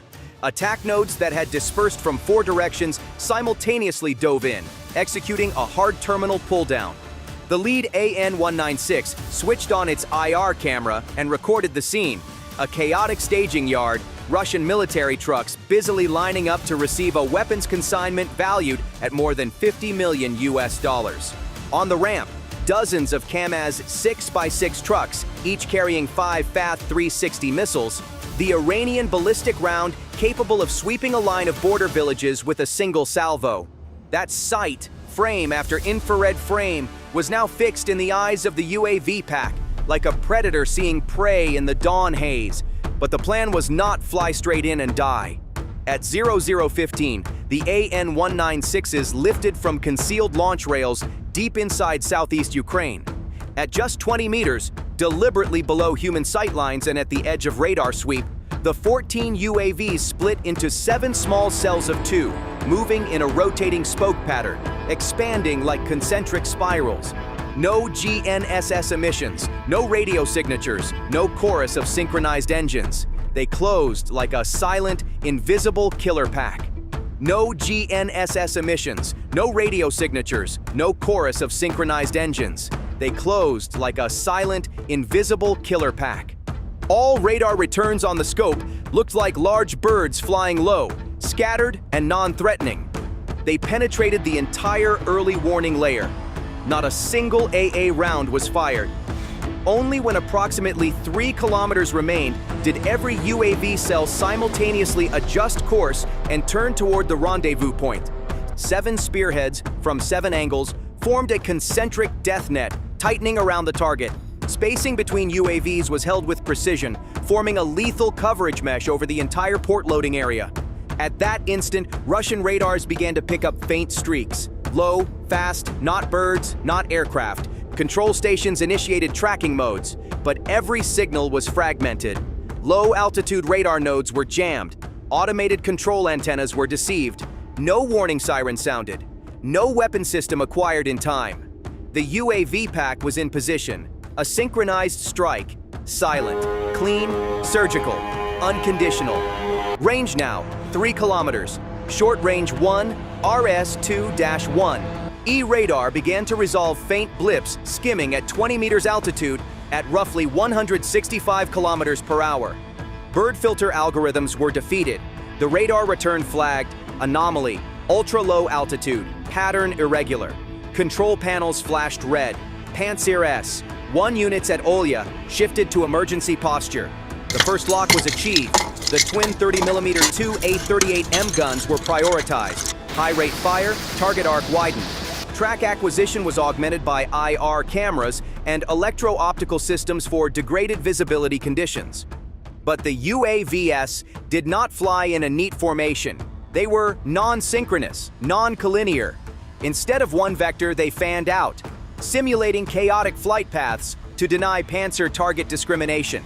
The automatic system selected the strongest radar return, but the UAV skins were fiberglass composite, with radar cross-sections only 0.04 to 0.05 square meters, roughly equivalent to a large seagull. Theoretical Panzer reaction timings: detect at 3,000 meters, lock in approximately 1.5 seconds, turret traverse 90 degrees per second, full system response 4 to 5 seconds. But with attackers closing from 7 vectors, the system could only lock 1 or 2 targets per time slice. Target overload effects began. The second battery switched to missile mode, preparing to fire 2 57E6 short-range interceptors. Before target data could be registered, the internal signal network was disrupted. One lead UAV carried light electronic warfare suppression gear, jamming the control link frequencies between the fire radar and the weapon computer. In 2 to 3 seconds, the inter-Panzer coordination collapsed into isolated gun crews, severed from C2. AN-196 No. 3 was struck by gunfire, detonating mid-air in a flash. The remaining pack did not falter. They continued, committing to terminal dives, extinguishing nav lights, and entering final attack profiles. Pantsir's reaction was reduced to instinct: shoot where you see a flare, but continuous locking was impossible. The last 2 kilometers closed. The strike was imminent. Russia had only seconds to stop it. Too late. The rear 30mm battery continued firing intermittent bursts. Futile. The UAV swarm slipped out of Pantsir S-1 engagement envelopes and closed on the staging area, where over 400 FAT-360 missiles were being loaded onto tarped Kamaz 6x6 trucks. At the container yard, the 2 lead UAVs dived to an altitude of just 26 feet, engines screaming as they tore through the air. The Russian soldiers, armed only with AK-12 and a few PKMS, froze for a split second at the strange sound. A maintenance worker turned his head. His eyes caught the faint red streak in the sky. Too late. The internal alarm wailed, at least 4 to 5 seconds behind the moment the drones entered human line of sight. The port security detachment, about 18 men, scattered on instinct, drawing their weapons while trying to identify a direction. But there was no fixed target. A N-196 No. 4 rammed straight into a Kamaz truck carrying 5 uncovered FAT-360s. The first explosion shook the ground. Fire erupted nearly 65 feet high, engulfing the munitions yard. The 5th UAV veered left and slammed into the auxiliary fuel container zone. A second fireball bloomed, temperature spiking to 2,200 degrees Fahrenheit, blowing up the tankers and the maintenance bay. Within the first 0.7 seconds, flames crawled along the exposed launch tubes filled with unstable solid propellant, triggering a primary blast roughly equal to 110 pounds TNT. But 2.3 seconds later, pressure and fragments from that blast struck the adjacent Kamaz, fully loaded with 5 newly offloaded missiles. This was no ordinary detonation. It became an uncontrolled acceleration burn. The solid propellant ignited inside the truck body, pressure exceeded structural limits, and the missile frames ruptured. A second blast followed at less than 16 feet distance, twice as powerful as the first. In under 10 Smoke seconds, rises 4 over Kamaz burnt trucks were containers incinerated. as they lay Fire and scattered on the shockwaves ground. hurled unmounted missiles Scenes of across the carnage yard. in the Several drones hit troop clusters handling the missiles. Fragments and blast waves ripped through the formation, a few men killed instantly. Within the next 4 seconds, the entire port turned into a pocket inferno. Heat waves, black smoke, and metal shards spewed from unfired FATH 360 launch tubes, causing chain detonations across the staging area. The rear power substation tripped offline, plunging the zone into a dim red glow. Radio command collapsed. Security cameras went dark. Internal comms devolved into scattered screams. Russian forces at the port were overwhelmed. In less than 15 seconds after the UAVs crossed 1,600 feet, 6 detonations had erupted. The missile truck cluster was destroyed, and the logistics hub lay paralyzed. Remaining strike elements picked surviving Kamaz launchers as landing points. UAV number 09 locked onto a truck 360 feet away, its launch tubes half-loaded. Just a brush of its HEI warhead tip against the truck's flank, and it blew. The blast tore through the midsection where 2 FATH 360s without guidance kits were stowed. The penetration plus incendiary effect turned the vehicle into a blazing torch. The entire Olya port in Astrakhan Oblast was engulfed in smoke and flame. From above, satellite imagery showed the blast zone spreading over 980 feet wide, stretching along the container lanes and logistics yard. The port's fire brigade triggered its internal alarm. 3 Kamaz AR, 2 class fire trucks, each carrying 6 rapid response firefighters, sped toward the inferno via the western service route. But surface temperatures at ground zero exceeded 1,800 degrees Fahrenheit. Steel melted, asphalt cracked open. Truck number 2 was forced to halt at approximately 590 feet as heat shattered the windshield and ignited the protective paint layer. Ambulance teams from the Port Clinic and the Astrakhan Civil Response Center were ordered forward. Yet all communications within an approximately 1 kilometer radius went dark when flames consumed the relay tower. A Mi-8 medevac helicopter was prepared to launch from Astrakhan Airfield, but remained grounded. The port area had yet to confirm a safe landing zone. Black smoke rose 1,300 feet high, clearly visible in NASA's MODIS imagery and Iran's Khayyam low-orbit satellite. Less than 2 hours after the explosions, national television channels aired a brief bulletin. A minor fuel leak fire broke out in the technical section of Olya Port. No casualties reported. The situation is under control. No mention of UAVs, no mention of the burned-out convoy. No word about the FATH 360 missiles that had detonated on those Kamaz trucks. At the same time, an unidentified technical team arrived from Astrakhan. No insignia, no military plates, carrying signal jamming devices and sealed specialist vehicles. The blast zone was completely sealed off. Witnesses were forced to sign non-disclosure agreements. Every civilian camera feed around the port was tampered with. 24 hours of footage simply vanished. Some UAV fragments were collected and transported to Technical Base 825 in Volgograd. The media never knew. 4 hours after the explosion, a small military convoy quietly departed Olya, hauling the few surviving missiles inland through bypass routes beyond oversight. In Tehran, emergency meetings convened.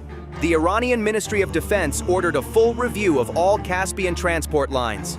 The Foreign Ministry summoned the Russian ambassador, every word recorded in silence.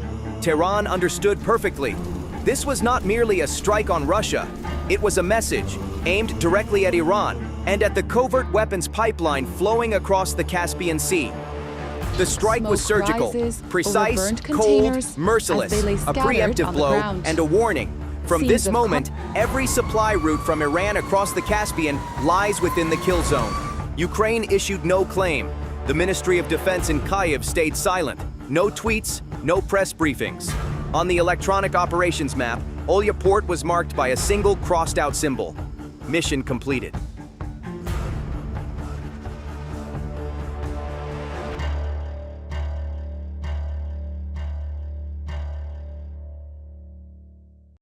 August 24th, 2025, at 1:32 a.m., in the frigid night of southwestern Russia, inside the Kursk nuclear power plant, each RBMK-1000 cluster kept chewing through megawatts, pumping tons of fuel into its systems without pause.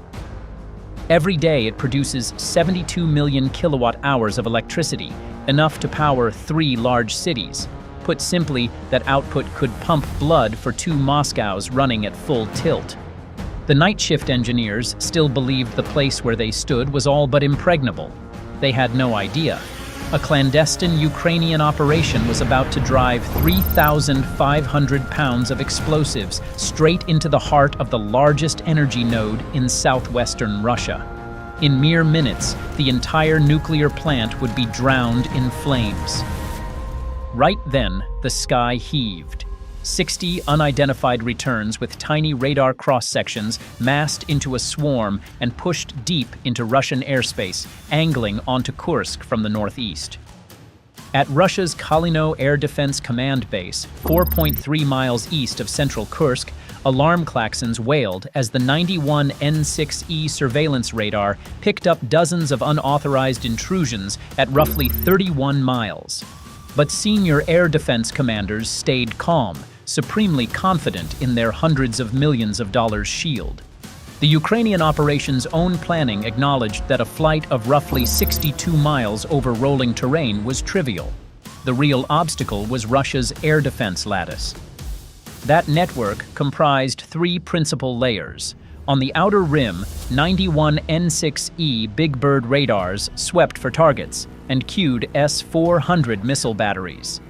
In the mid-tier sat Buck M2 clusters with 9 A317 missile tells fed by 9 S-36 target acquisition radar, tasked to intercept low-flying cruise-type threats. And in the inner ring, Pantsir S-1S, hellfire pouring from twin 2 A38M autocannons spitting up to 5,000 rounds of 30 millimeters per minute at anything in sight. This is precisely the integrated tri-tier air defense Moscow touts. But that confidence would be extinguished today by a plan refined for months inside Kiev's main command bunker. At 1:36, countdown range 40 kilometers to target. The formation of 60 loitering munitions simultaneously received an encrypted order from the command post. Kyiv understood that Russia's triple-layer defense could turn those UAVs into scrap with a few salvos, so they had prepared a plan for the plan.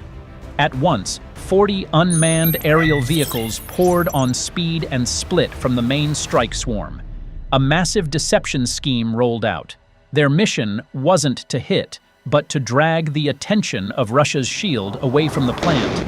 Multiple pre-programmed bait waves, accurate down to centimeters, drove towards surrounding aim points to spoof the defenses.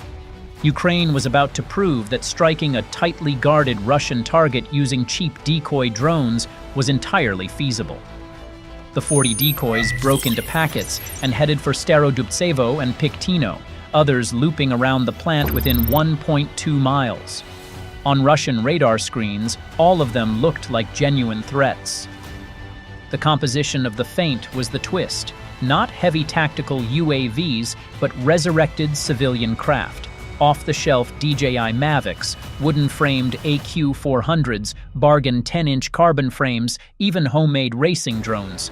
All stripped of excess skins with warheads removed, leaving light frames, batteries, and flight controllers.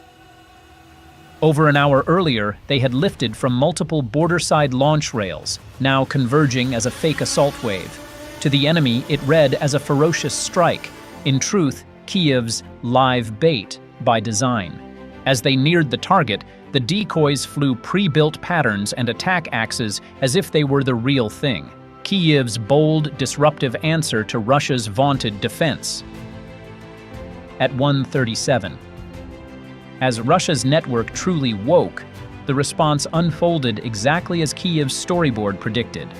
The 91 N6E radar saw a massed but dispersed target set dozens of kilometers out. Auto-prioritization locked onto the decoy clusters it judged most dangerous. 91 N6E arrays began plotting trajectories and engagement probabilities, queuing S-400 batteries around Kursk to clamp onto the unknowns. Huge 48 N6 missiles leapt off S-400 launchers to hunt these cheap targets one by one. At 3,730 miles per hour, Such drones had virtually no chance. Yet that wasn't Ukraine's concern. In the Kalino bunker, a senior Russian officer felt assured as numerous UAVs fell neatly into his sights. He gave the order to fire and wipe the board without the slightest doubt. What he didn't realize, issuing that order was the gravest mistake of his career. What he thought would erase all attackers was in fact a carefully laid ruse to misdirect. The chaos was no improvisation. In Kiev's nerve center, a detailed operations plan had been hammered out over a week. The drones' routes and aim points were preloaded. They held low altitude nearly the entire way, terrain masking in radio silence toward the seams of Russia's air defenses.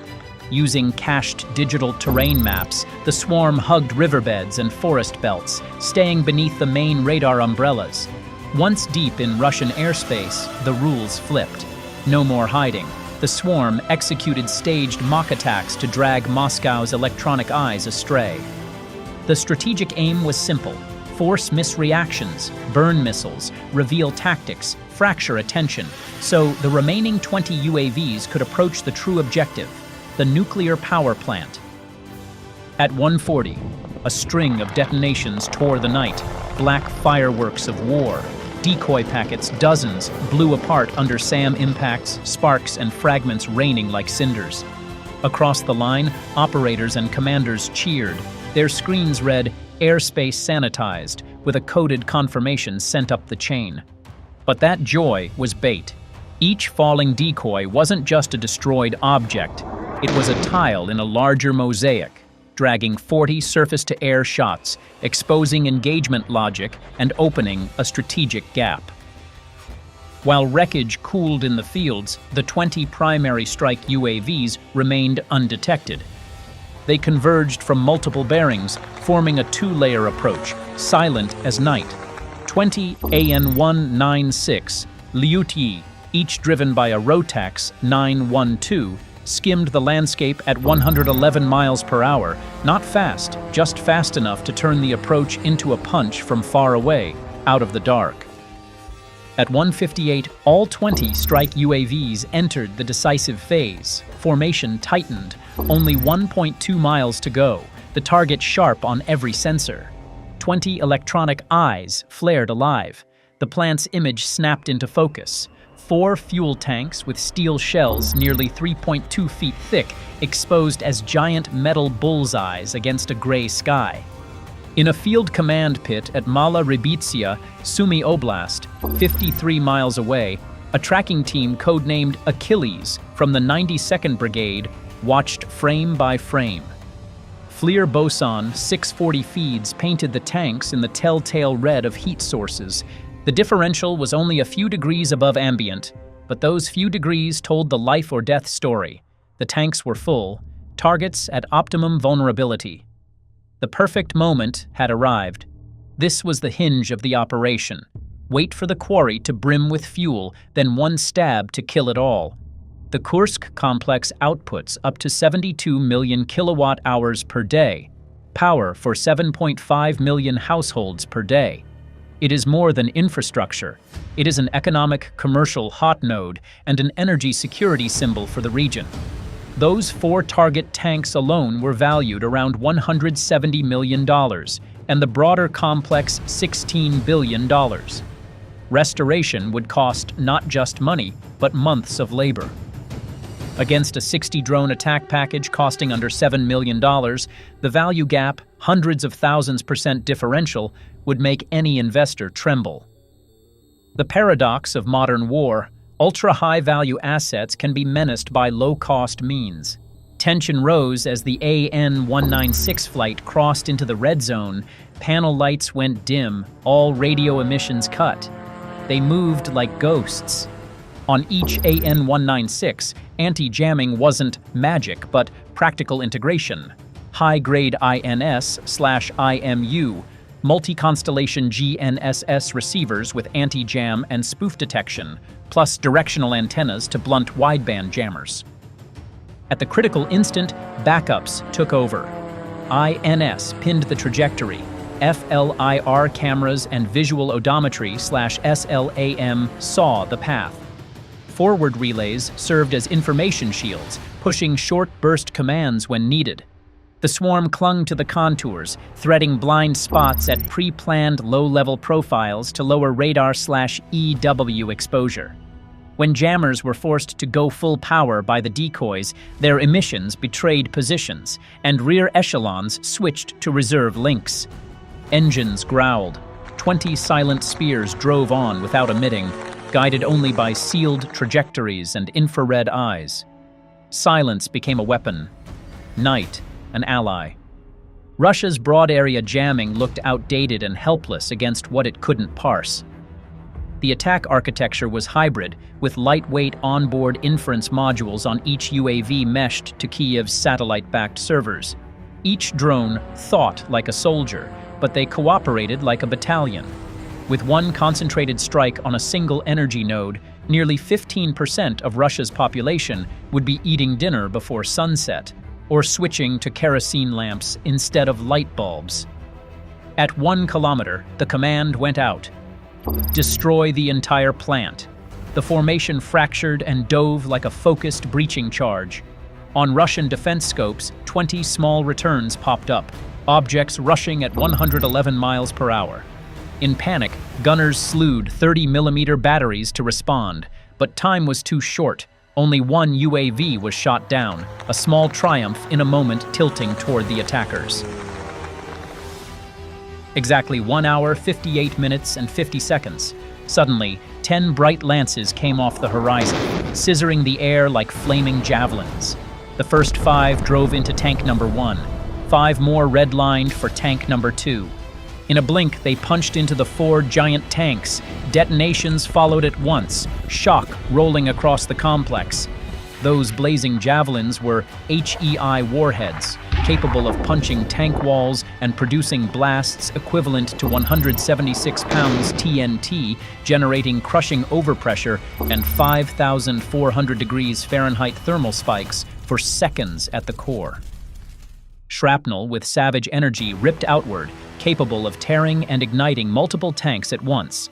On impact, the ground shook violently, a string of rolling booms. Tank number 1 erupted into a colossal fireball. Steel lids weighing tens of tons were hurled skyward. Flames geysered, spawning 2,300 degrees Fahrenheit infernos that devoured everything inside. Dense black smoke columns clawed hundreds of meters high, swallowing the entire complex. Firelight bleached the sky, steel piping curled, shelters collapsed, and glowing metal scraps pinwheeled in the shock gale. Heat and blast synchronized as 5 AN-196 rammed tank number 2. 880 pounds of explosive detonated after punching the 3.2-foot wall. The shell split and then failed in sections with a monstrous roar. The 9 remaining kamikaze drones barreled at tanks number 3 and number 4 a few dozen meters off. A corner of the plant transformed into a single ocean of fire as all 19 UAV warheads went off in near unison, but the disaster didn't stop there. The unbearable heat from 4 fireballs leapt to other plant systems. Hundreds of meters of fuel lines became red-hot steel serpents, bursting segment by segment and venting fresh pillars of flame into the central blaze. The control building shuddered under the shock. Glass avalanched like glittering rain.